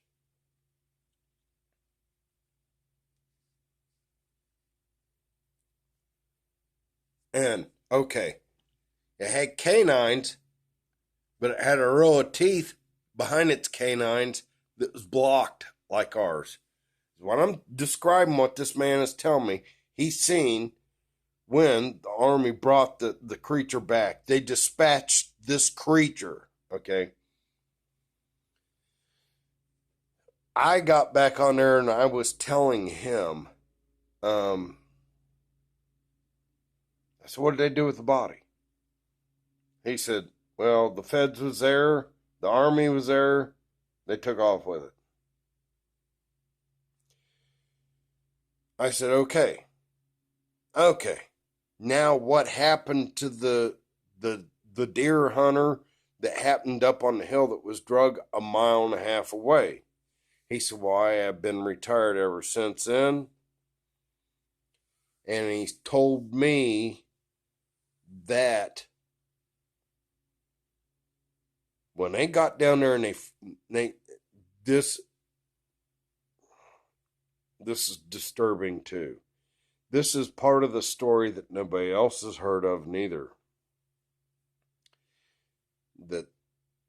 That gentleman was stripped naked, his clothes was thrown all over everything. He had been chewed on.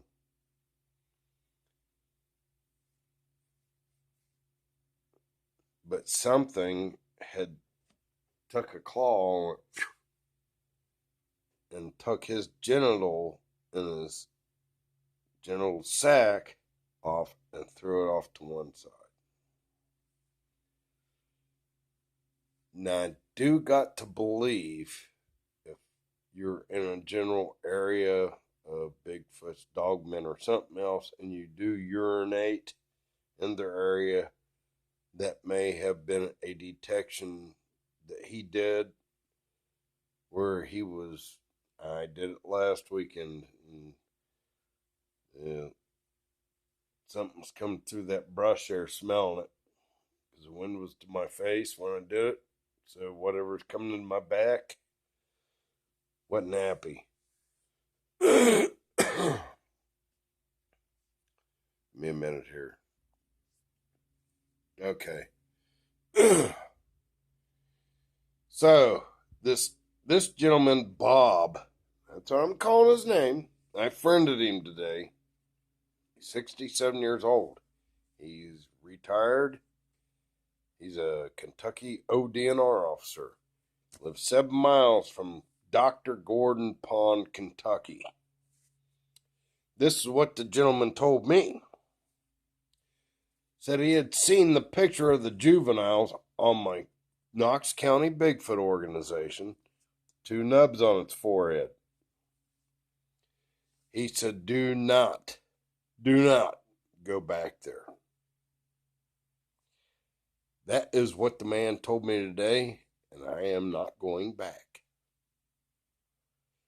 I got into a nest of something from last summer there. I set that trail cam up 2 days.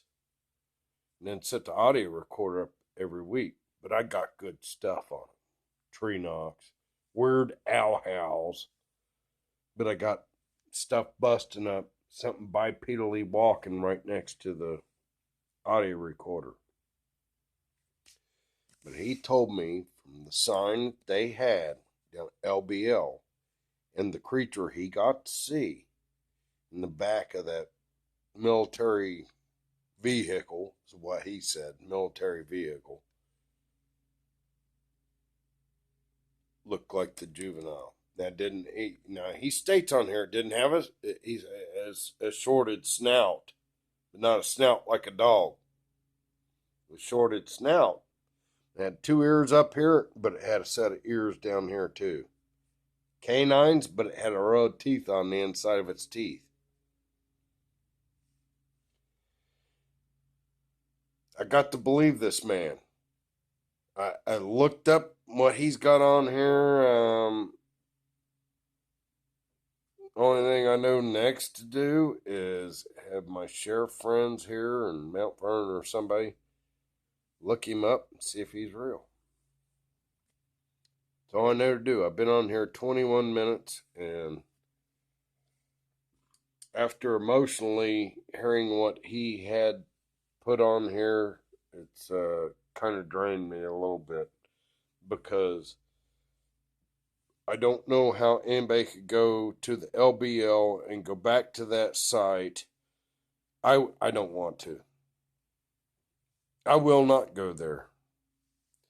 Especially after hearing that story and the more details about it. I'm not going there. And this will probably take all night to upload. I don't care. I thank this man. I actually do. For giving me this information. And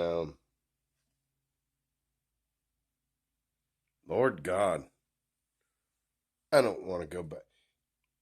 I don't want to do an outing someplace like that. That's just morbid. Plain morbid. I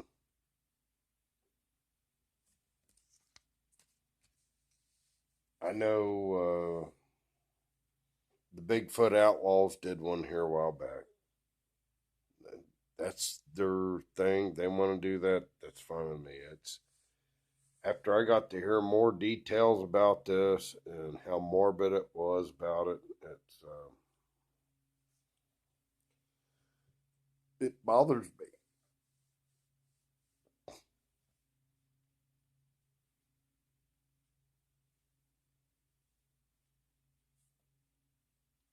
I gotta go. Bothers me too. See you guys later.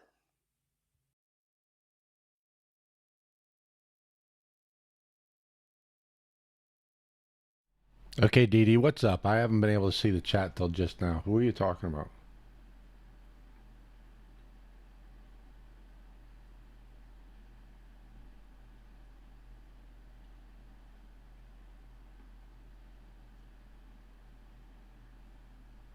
Hello?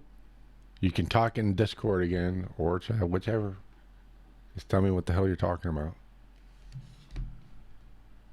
Make who go away? The dude, God. What dude? that story. The video, Jesus Christ. Why? The dude is like such a whiny baby. Like, he gets all emo. Jesus. Yeah. Come Yeah. on. Be a man. I'm a woman. Be a man. Grow a set, boy. That boy ain't got no woman, I'll tell you that. Anyway, let's not talk shit about the guy. That was a pretty good story. Who was story. it? Where it was from? Where was it from? Where was it A little from? bit too emo. It was a little bit too emo and ongoing. Yeah, but don't throw the baby out with the bathwater. Well, the baby need washing. Come on.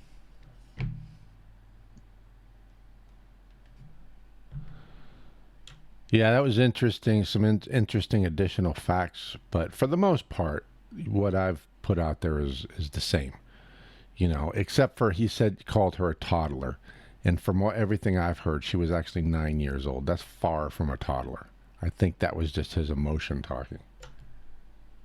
No, that dude's got a reputation. You have no idea.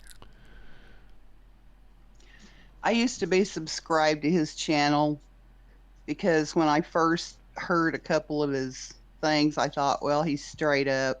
But the more I listened to it, he got to the point where all he did was bitch every time you got a notification. I just got tired of it. So, because he drinks while he podcasts. You can't do that.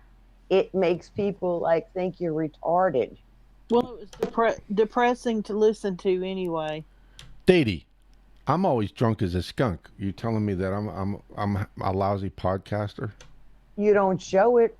That dude does. You saw how red his face was? It's like red like a tomato. Rick, you don't drink. You're lying. Yeah, I know. I haven't drank in 15 years. So. Which is why the Uber thing just pisses me off. Those dicks. Yeah, when you posted your Uber, I thought that might have been the beginnings of maybe another side channel for you. Yeah, I was going to make a channel called AJ Rides. And I may still do that, but, got to see what happens now. That's like a guy thing, right? What's a guy thing? The AJ Rides? That particular video, yeah. Yeah. Oh, let me tell you something. It ain't just the guys that got vulgar with me. I've had many girls get vulgar with me, too. Whatever. It's for the guys. That's like locker room talk. And it was cute. I'm not going to say it wasn't cute. It was cute, right?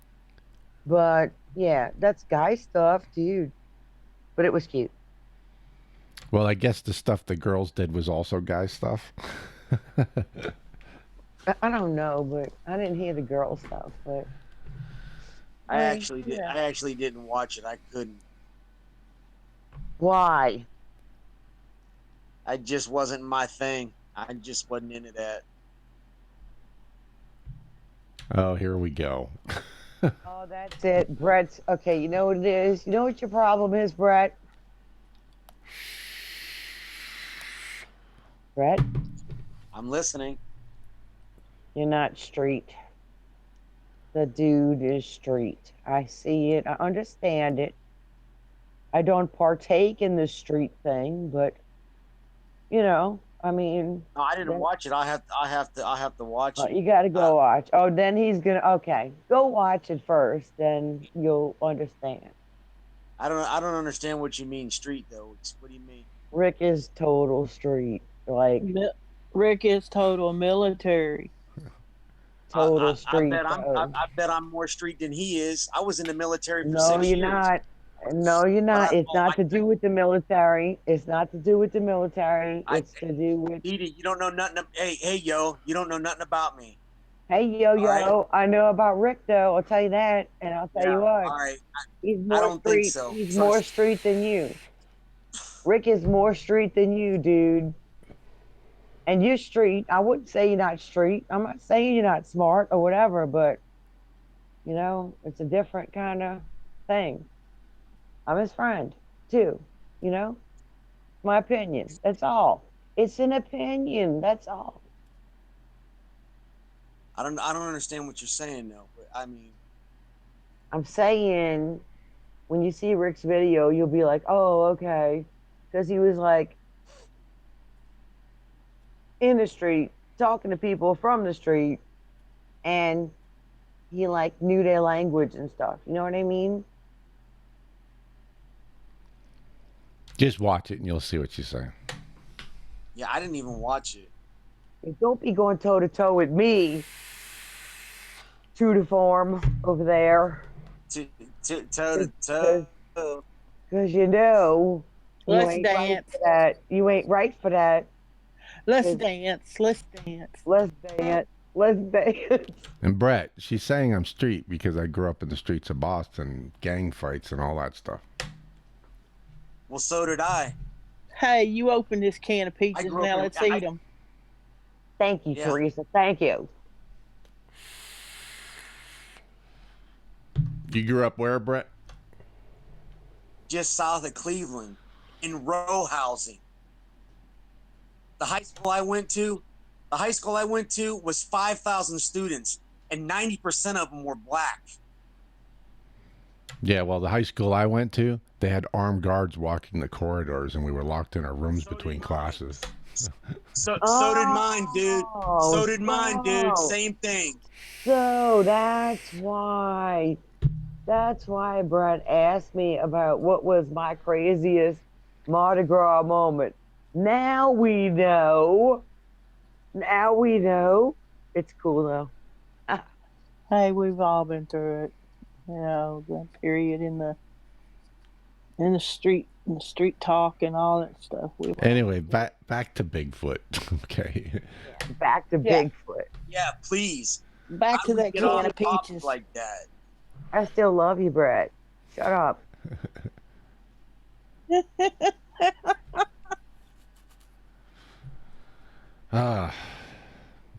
Yeah, I was a little. I hadn't heard just to what extent that little girl had been torn to pieces, though. That's kind of disturbing. Yeah, I didn't want to dream about it tonight. Okay, so I don't like to knock people or whatever, but that dude gets so emo and stuff. I can't listen to some of his stories. Like, he gets too emotional. You know what I mean? And I'm a woman. Yeah, because generally when the men lose it, then the women lose it. Yeah, but Dee Dee, you're street. I'm street, but I can't, like, deal with that. You know what I'm saying? So I can't. I mean, and he's had some controversy or whatever for saying, and that's another thing we need to talk about, another subject we need to bring up. What? Knocking researchers. Come on. Let's not, like, totally knock everybody. I knock all researchers because there's no such thing. You can be a researcher as far as hold on, because I've got your volume turned down anyway. You can't do you can do research as far as looking things up in books, newspapers, etc., and so on. But when they call themselves field researchers, there's no such thing. You're an investigator. If you're trained in science and you're out there with, plastic bags and rubber gloves and all of that, that would be a researcher. None of these people are researchers. They're hobbyist researchers at best. You just call yourself an investigator. Okay, well, let's just agree to disagree, okay? Well, why would you say that they're researchers? I'm not saying that, like, everybody's a researcher, but I don't think they have to have, like, levels of, whatever here. There's no levels of anything. People just get out there and they find what they find. I found what I found tonight. That's part of what I do. I go. Okay, we'll agree to disagree. But you'll still love me, right? I'll think about it. You will. Oh, God. Can I ask a question? Yes, ma'am. This is Big T. I want to know. So actually, Rick, what you're saying is an anthropologist that has went to a university and studied for years about, like, the Homo sapiens and the Gigantopithecus, and then the skeletal remains, and then they find these that are in sunken caves in Africa somewhere. Are you saying that that's a bunch of hooey or hogwash, or what are you saying? No, I would call them a researcher, sure, because they know scientific method. They know how to do research in the field. But people who just go out there and, wing it, no, you're not a researcher. You're an investigator. I took primatology for 2 semesters. And I'm not trying to call myself a researcher, but... Yeah, but there you go. You don't call yourself a researcher. That's what I'm saying. Have a little humility in what they're trying to use the term researcher to elevate themselves. Why do you even need to? What is wrong with just saying you investigate Bigfoot? I have humility. Well, you don't call yourself a researcher, so yes, you do. You have humility. That's what I just said. I have humility. Jeez. Well, I agreed with you. Jeez. Rick. I'm a Bigfoot enthusiast. So what does that make me? An enthusiast. You just said it. And a beautiful person, because I love hearing you. Yeah. Aww. And you do a lot of good research. And so does Amy. She does really good research too. That girl does like you, writes stuff down and goes and gets it, and let's give it to the girls for once here. Come on. Well, what I said is, if you're like looking things up and that's a type of research, sure. I'm referring to the people who go out in the field and fumble around like Matt Moneymaker and Bobo and all of that. They're not researchers, they're investigators. Nobody watches them. Let's hear it for the girls. Yeah. And wait, you know who I really like too? There's a couple other people I like. Let's talk about some investigators. Y'all want to do that for a minute? Go ahead. This is Happy Bigfoot Day. We're talking about anything and everything Bigfoot. Happy Bigfoot Sasquatch Day. I have to think of their names. Hang on. I don't hear anybody cheering for the girls except us girls. I said, let's hear it for the girls. Hey Matt, what you got to say? And where's Brett? Oh yeah. I got nothing to say. I know when to keep my mouth shut. Oh my God. Oh wow. Wow. Happy wife, happy life. Damn right. I don't know when to keep my mouth shut. That's why I've been divorced twice and have nobody. Don't you love people like him, though? They're so interesting. There you go. Best friends you could ever have.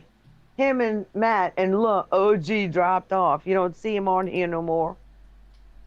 Where the hell's OG? He was gone a while ago, I think. Him and true to form. Because he had to go rub his wife's back. Remember? No, I think true to form took it to heart that you said he wasn't street. Oh, dude, I'm sorry. Oh, jeez. Oh, man. He'll sorry, be back. Rick.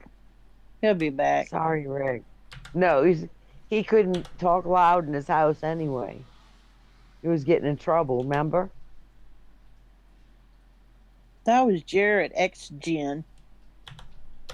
It was both of them. Yeah. Oh, boy. I'm in trouble now. I'll make it up to him. I'll talk to him. Come back, wherever you are.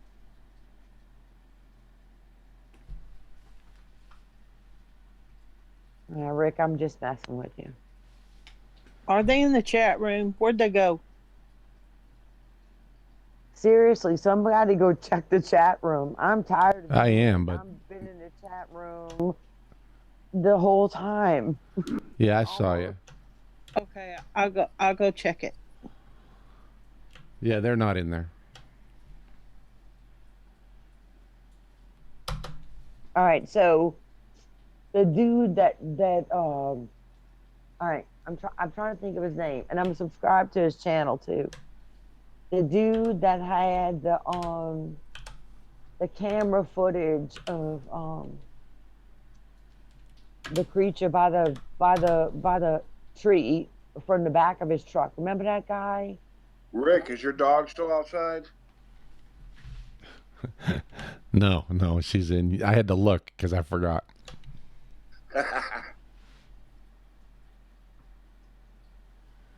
No, I let her in while at the beginning of the video. Yeah, Helen on chat wanted to know. What was it you were saying, Dee Dee? Trying to think of the name of the guy Oh, that had the video. It's very famous, actually. They broke it down, and I can't think of the guy's name. Y'all give me a second, and I'll go look him up. He's in my I subscribed to his channel, but I can't remember his name. He had the creature by the tree when they walked off from the truck, and they actually saw the creature there, and all the Bigfoot Tonys and everybody else broke it down and confirmed there was a creature by the tree. I remember that, but I can't remember his name either. I know. I'm gonna go look. Can y'all bear with me for a second? Let me go look him up real quick on my subscriptions. Because now everybody's mad at me, except the women. Hey, Dee Dee. No, go ahead. I'm got pushed to talk, and I can't do two things. I can't push to talk while I'm using my mouse. Well, hey, Dee Dee. Yeah. Do you know, or does anybody know about that Bigfoot that was ripping that tree open in the swamp? Yeah. Look at Teresa. She's got her picture. Look at how pretty she is. Look at you. Now I see your picture, Teresa. Yeah, Big Teresa. Something I discovered how to work on this thing. This Discord thing. Y'all, look at Teresa. She's so cute. It's different. No. What? I heard what you said on You heard chat, and I have to have OGs. You heard what I said? Something about nobody's more street than you. Yeah. How do you know that? How do you know that? How do you know you ain't more street than me? Well, there you go. You just said it. I'm more street than you. I said, how do you know you more street than me? Because like I said, nobody's more street than me. Whatever, Rick.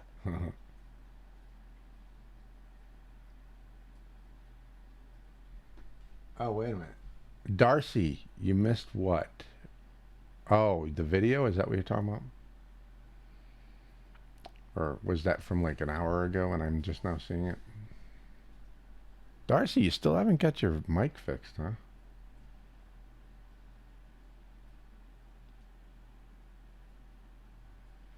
Yeah, Brett, I assume, well, yeah, you can hear me. Try just shutting off your app, turn it back on. I didn't do anything to you. There you go. There he is. Yo. I don't know what happened. Rick must have punished me. I gave you a timeout. In the doghouse. No, I don't know what happened, man. Your AP Media screen came up and AP Media? That shouldn't have. Oh yeah, it probably would have. It came up. You sent me a request. I don't know what that junk was all about. Solar flare. Is this the song you girls are talking about? Because this is actually Let's Hear It for the Boy, not Let's Hear It for the Girls. Let's hear it for the boys. Okay, so I'm just hearing some more crashing over here. And I'm on the porch. I can't play I'm much. going to walk across the street right now. And what? What is there, a Bigfoot out there? What are you doing? What's up? They're crashing again, so I'm just gonna go stand over by the wood line. Yeah. Oh. I'm gonna go sing something. What should I sing? That song. Teresa. Dee Dee. Yeah. Dee Dee, get you a set of maraca drums and go to beating the heck out of them. No, I can do them myself. I'm going right now. Right now. No, don't you go over there. Don't you go over there. I'm telling you.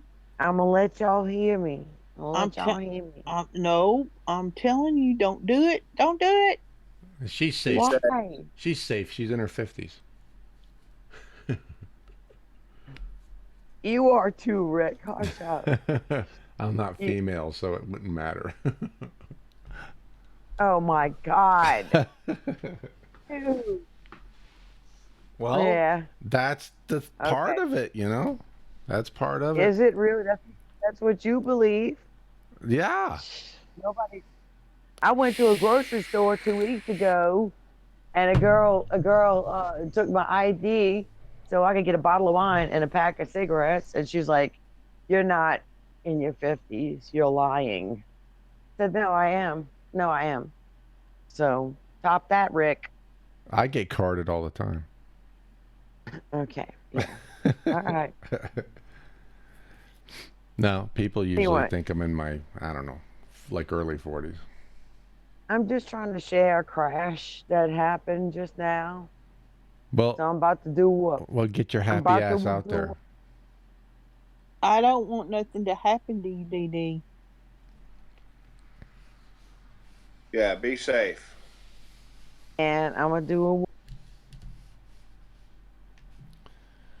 All right, y'all. Stand by. Do that siren howl, the one that starts low and goes high. No, I can't do that. There's neighbors and stuff. No, This don't. is like That's actually the one suburban. that's the one that girl said that they did before they killed the old woman. So you might not want to do that. It might be some kind of. Oh, so you want me to die, Rick? Okay. No, I was kidding. I'm telling you, don't do it. I'm telling you, don't go over there. I'm already over there. I'm here.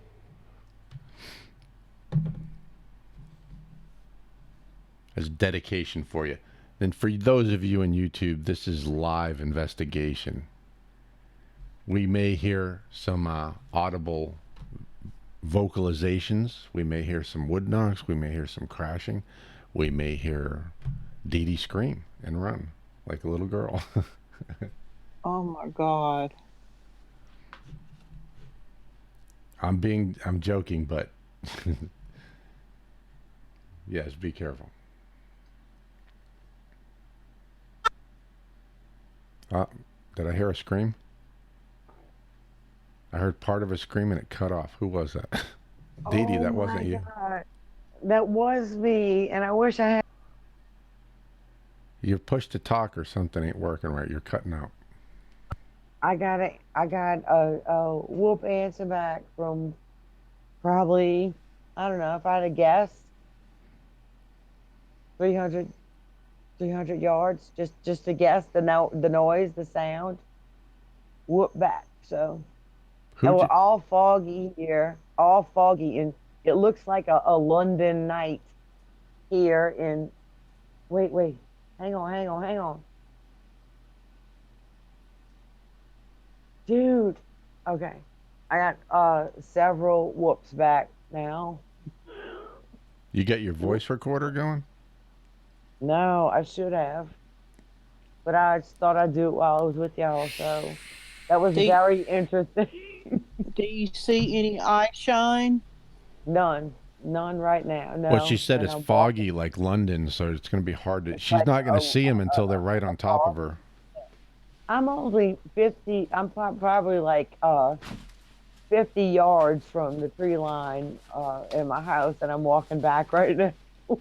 I'm walking back right now. It's not my house. It's but where I am, and it's very interesting. And there's another one. There's another. I got a yelp, like a yelp, like not a whoop, but a yoop, yoop, yoop, yoop. Yoop, yoop, yoop. Yeah. So, yeah, it's pretty active over here tonight, and I know everybody thinks that's like crazy, but they're here, and they're everywhere, and you know. Yeah, I guess it depends on your geographical location. being all foggy like that, you should be extra careful. I mean, they could be on you in a heartbeat. That's right. I want my mommy. I'm walking back. I'm slowly walking back and turning around. I'm not scared of anything. I don't care. Yeah, I mean, honestly, once he snaps your neck, it won't matter anyway. You'll be like, eh. I know that's what you really. I know that's what you really want, Rick. What are you gonna do if one of them does? I'll be Now sad. I'm walking fast. So thanks a lot, Rick. I'll be very sad. Yeah. He would too. Yeah. He would. Mr. NSA. Mr. I know. Get out there and be security. Call security. Call him. I'm gonna take a picture. I'm gonna take a picture when I get back to the porch and show you what tonight looks like. I'm not gonna take it out here because you won't even see nothing, but at least I can give you something to see. So I'm walking back right now, and that was wonderful. I mean, like that sounded like a monkey whoop from the zoo, you know. On my Facebook page, I have a picture in the background. In fact, it's my icon here, a background of Nikita, who is a gorilla in the Audubon Zoo, okay, here in New Orleans, and he was taken and sent to, I think, the San Diego Zoo for another tribe to come in. But while I was there, my kids just freaked out because I know what I know about primates, and I was able to lean out, not look in his eyes, make him notice me very faintly, and he posed for me like 3 different poses. So, like, I'm, into primates. I kind of know their basic, rules and regulations, I guess you could say. You put your hands out, you don't look them in the eye, you move your head, you do what you're doing, and this dude totally posed for me. And that was like a year ago, last year, you know what I mean?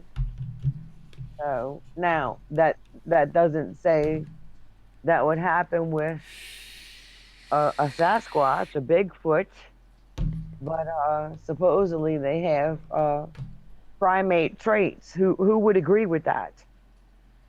I don't know. Who would? I would definitely. I've been doing quite a bit of research on gorillas. Well, I saw a video tonight, Amy, and it said that they believe that this came about, these Bigfoot, these Sasquatch, came about from a Homo sapien female, the DNA, and then the nuclear DNA from a male ape. Yeah, that's Ketchum's thing. Yeah, I don't know if I believe her very much.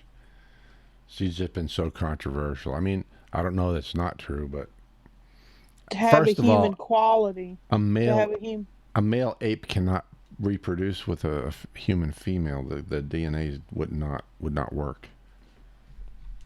I thought Ketchum said the male line was a lemur.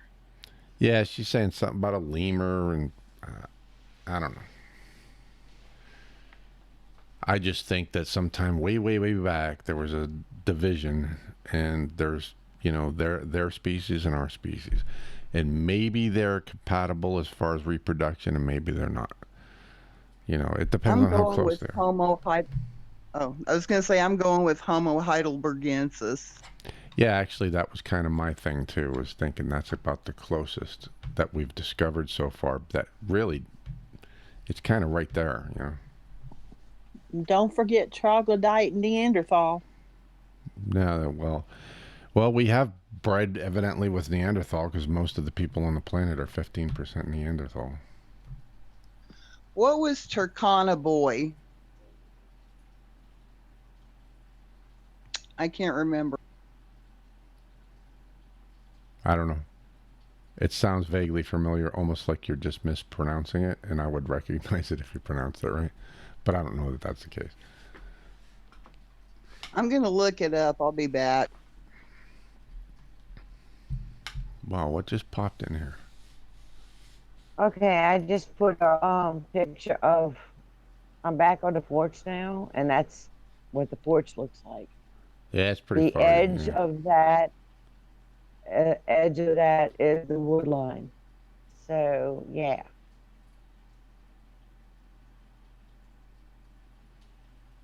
Oh, you mean that dark edge we see about just above center is the wood line? Yes. And what were you halfway there when you said you were I forget what you said, 50 feet, I think. Yeah, I was almost there. Oh, okay. Is it is it foggy out there tonight? Very, like I said, it's a London fog out here. It's creepy. Yeah, it looked pretty thick. Yeah, and when it started, it was like these weird owl calls. And then they started, I'm going to say like, just to guess, maybe 350 feet to when I'm looking to the front, to my left, to my west. And then it started coming in, like maybe 7,500 feet at a time. And then it was right in front. And that's where I'm doing my calls. That's where I'm doing what I'm doing. And I'm still hearing tree breaks and snaps and stuff like that. So if I can get any other audio, probably could if I did, I did growls too. My growls are pretty good. But yeah, I'm no researcher. No, yeah, I put your picture up on the YouTube too, so everyone can see what you're talking about. It's kind of creepy, and I see it. It does look spooky. This is the woods out here. This is like, the country right behind the tree line is a big swamp, uninhabited, unincorporated. That's what it is. I mean,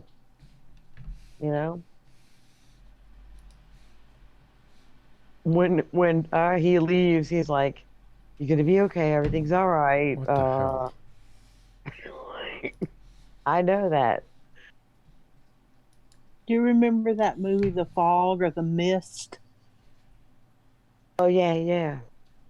With Adrian Barbeau. Like. Yeah.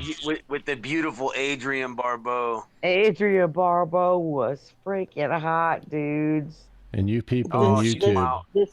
She was hot. That was a hot babe. I'm a woman, and I'll say she was a hot babe, huh?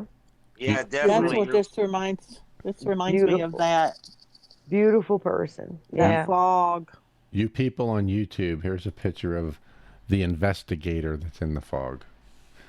Oh, jeez. Oh my God.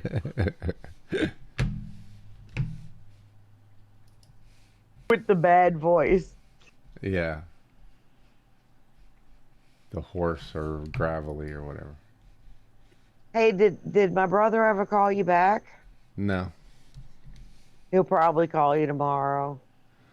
Well, I bet he will. You mean today or you I'm gonna mean call tomorrow? him.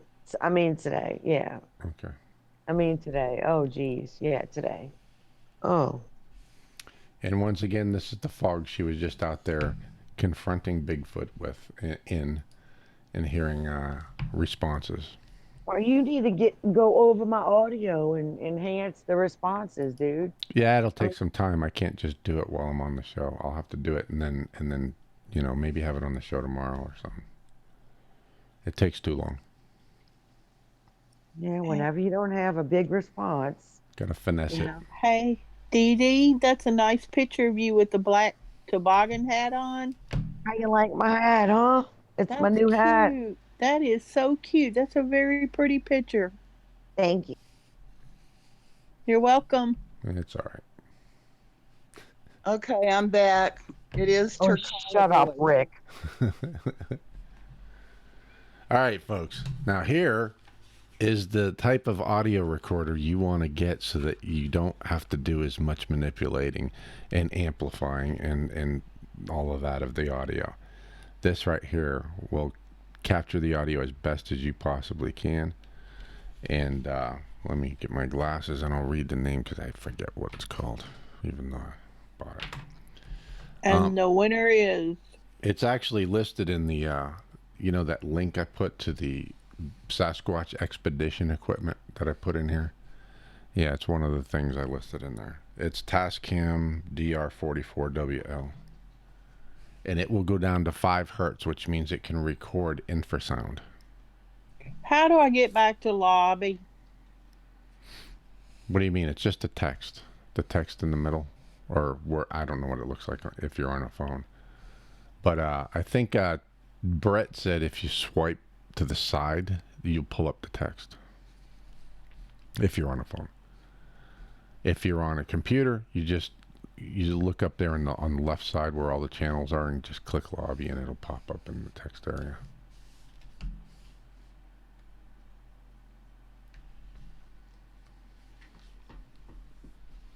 Rick. What? Crypto Color Lights is trying to get your attention. I'm going into the chat right now. I'm gonna mute out my headphones, but he's trying to say something to you. Yeah, I'm looking. What? I don't know. Talk to him. I am talking to him. I said what? He can hear me. Both of you hear me. I'm talking to everybody. What's up, Crypto? So you're saying Rick, yo, Rick, to say what's going on, everybody?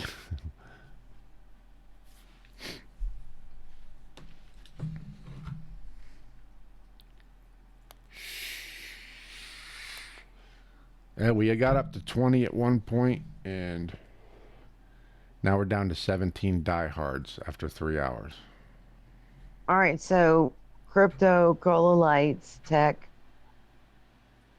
That's the dude that asked you if me and him were both running from Bigfoot. Me and him were both running from Bigfoot. Who would you save first? Remember? Yeah. Always the girl. God, you're such a sucker. Why would I save a guy? What the hell? You're just a sucker, Rick. Guy needs to grow a pair and get his own ass out. Matthew thinks you're a hottie, Dee Dee. Oh, thanks, Matthew. That's Matthew Cleaves.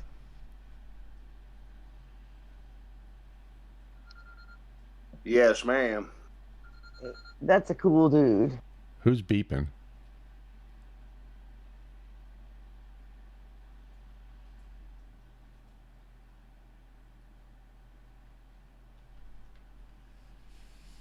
It ain't me, but I have a question.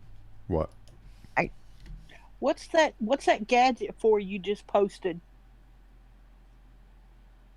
You mean the one I was holding up on the video? Or you mean the list I put in the... Where? The list, I don't know why it's buried. I pinned it, which evidently is useless because it just disappeared anyway. It's on up in the list I did on Amazon. If you click on it, I put a whole bunch of equipment in there. It's all equipment I have, except for like 2 things, I think. So I know that that's why I put it in there. And it's stuff for our expedition, so or recommendations for our expedition. Hey, how in what way can I use that? Use what? Yeah, I'd like to get that dang camera. That Bigfoot equipment. In what way can I use that? Is that relevant to me? Who's talking? This is Big Teresa. And are you the one with the walking issues and you can't actually go to the expedition? Is that what you're saying? Because it's not relevant if you're not going to be there, but I put it up there as recommendations for equipment when we do the expedition down in White Kitchen. I just wanted to know what it connects to. Where's True to Form? Where's he at? What's he doing? You mean if you click on it? Yeah. Oh, I have to click on it? Yeah, if you click on it, it takes you to Amazon and shows you a whole bunch of stuff that I put in this. They call it a recommended list or something. I forget what it was. Hey, Rick. What? Hey, Rick, Crypto, Color Lights Tech, and Matthew Cleave said you're a gangster. Not anymore. He's turned people. Creepy. He's not a gangster no more. Nah, I'm too old and crippled to be that, you know. No, Crypto says Rick's such a gangster. I said, yep. Who's Matt? Oh, that was you. Matt, that was you that said she's hot? Yeah. Ah, dude. So, Matt, you're Matthew Cleaves? Yeah. Yeah, you're in trouble now. Oh, man. Thank you, Matt. You're welcome. Listen to him. Rick, you don't have to give up. It doesn't mean you're not a gangster no more. You're still badass and tell people off. You talk shit on the streets, right? Yeah, some people think they like that I say what I speak my mind in that until it's towards them, and then they're like, "You're an ass." I gotta stop saying stuff. Well, you're an asshole. That's what they not necessarily true because, I know people, especially these like Southern people down here. They're like, and the funny thing is, I know so many people who, the mom did this or the dad did that, and they pretty much had to bring themselves up to a certain point in time, and that wasn't the case with me. But I know so many people like that, and you just kind of like relate to people, right? And that doesn't mean that you're a bad person. Like, you didn't kill nobody, right? Well, I had some bombings done in the Middle East. I guess I killed some people. Well, I mean, you did it for our country, but yeah, on a personal level, you know what I'm saying? Or yeah, I mean, it's like, that's more relatable because people feel that, they see that. So like when you meet chicks, I'm gonna give you some chick advice. You want some chick advice? Sure. My sister's a psychiatrist, and we're off and on sometimes, her and I, but she gave me some good advice once, and she's like, if somebody wants to be with you, they're going to be with you.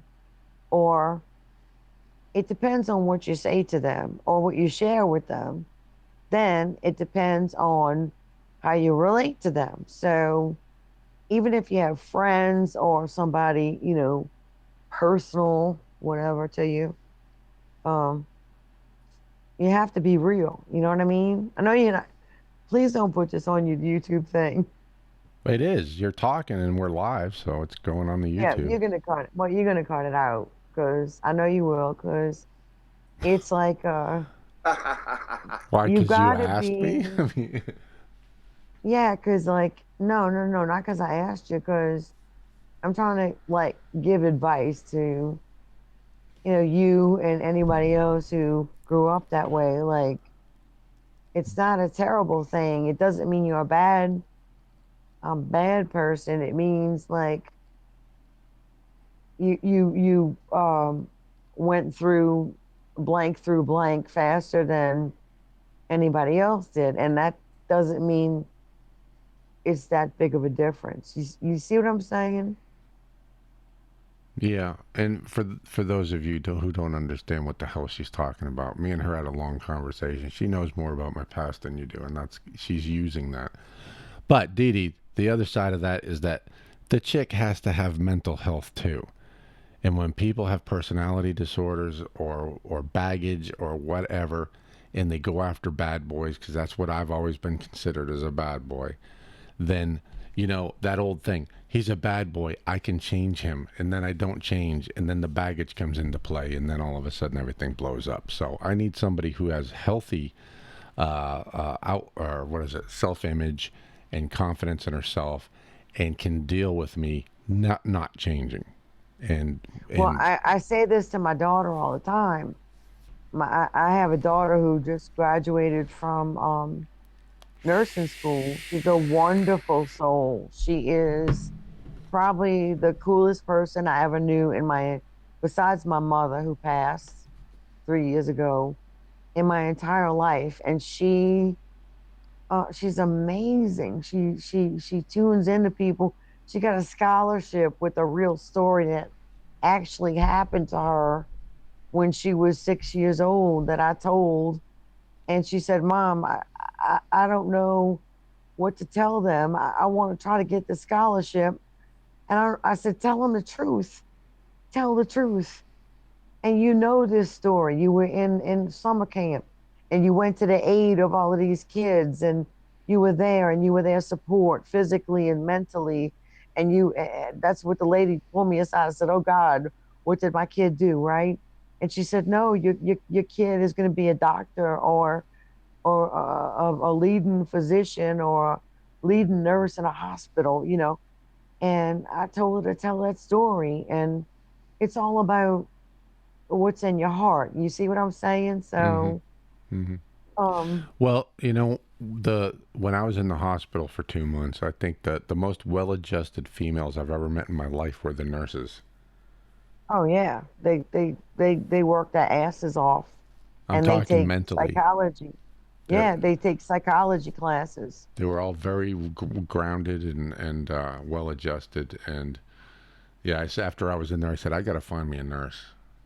You need a nurse, a very nice nurse, right? Yeah. Tell your daughter to hook me up. Yeah, she's so young. Maybe, she works the daytime shift or the older people. Well, you said she's married, shift. didn't you? Didn't you say she's married? No, she's not even. No, she's engaged. Oh, there you go. I hate the guy's guts. No. So anyway, I don't want to go into that. I can't stand him. But anyway. Well, tell her to hook me up with one of her nurse friends. Well, the daytime people are really cool and, older, and the nighttime people are younger. So. Why do I want older? You want people our age, Rick. She's freaking 27, 28. I don't care. 28. No. The younger the better. The younger the better. No, Rick. No, Rick. You need somebody closer to your age who's grounded. And that's my opinion. Everybody probably thinks I'm nuts. The nurses I'm talking about were all 22 that took care of me when I was in the hospital. You need to go more of a daytime shift, and people, and especially somebody who's been married before and has more grown kids like you. No. Yes, you would be shocked. You would be shocked. You see how doubtful he is? You see this people? He's so doubtful. And so not on point. Come on, dude. I know what you're saying, Dee Dee. I know what you're I saying. mean, you gotta Been there, get done in. that. Most of You the chicks say I've dated were this. my age or older. You're looking in the wrong places. That's why. Most of the That's younger why. women, are so Into immature. themselves. Yes, they're Today, spoiled and I posted something on my Facebook and said, with all the Kardashians in the world, God bless Janis Joplin, in a picture of Jam and Janis Joplin. Come on, it's about experience. that's all It's right. about, and you meet that right person, and your mind will be blown one day. That's all I'm saying. And yeah, I It's know you're going to cut this off of YouTube, because if you don't cut this off of YouTube, I'm going to call you up and say, hey, Rick, cut this off of YouTube. I'll probably cut it off because we lost 10 users while we were talking all that. 10 viewers. That's cool. Whatever. She's saying it's like a seasoned veteran and an unseasoned veteran. In comparison to a female. You know where I met my It's fiance? funny. It's funny how all women say that. For the You need first somebody time with in my life. experience. All right, let me tell you this. For the first time in my life, I got on a dating thing. You know those dating things? I did, never and had I to got do a bunch that. of chicks from like Indonesia and stuff who were pretending to be Okay. American. I never had to do that. I met people in grocery stores, at church, my community groups. I do a lot of charity art. You know that I'm a charity artist, right? Yeah. And so I finally told my daughter, I said, I want to get on a dating site. And it was a year and a half ago. And she goes, Mom, you can't do that. Oh my God, that's crazy. I said, let's just do it real quick. You do it with me. So she sat next to me, and oh, boom, boom, boom, boom. You know how that goes. You get the emails and all this other stuff. And there was this one guy, and he was sitting in a race car. And I was thinking, okay, he looks like he's my age. You know, you can kind of look at somebody and say, okay, they're my age, right? And I said, okay. And then I got off the site. You had to wait 24 hours. The next morning, I got off the site. All right, folks. And, Obviously, that's it for the he show for called me. tonight. If you would, And please we go to went my on a date Patreon. like The a link is week right there on the screen. later, and I help guess, a support little over a this, week the later. channel.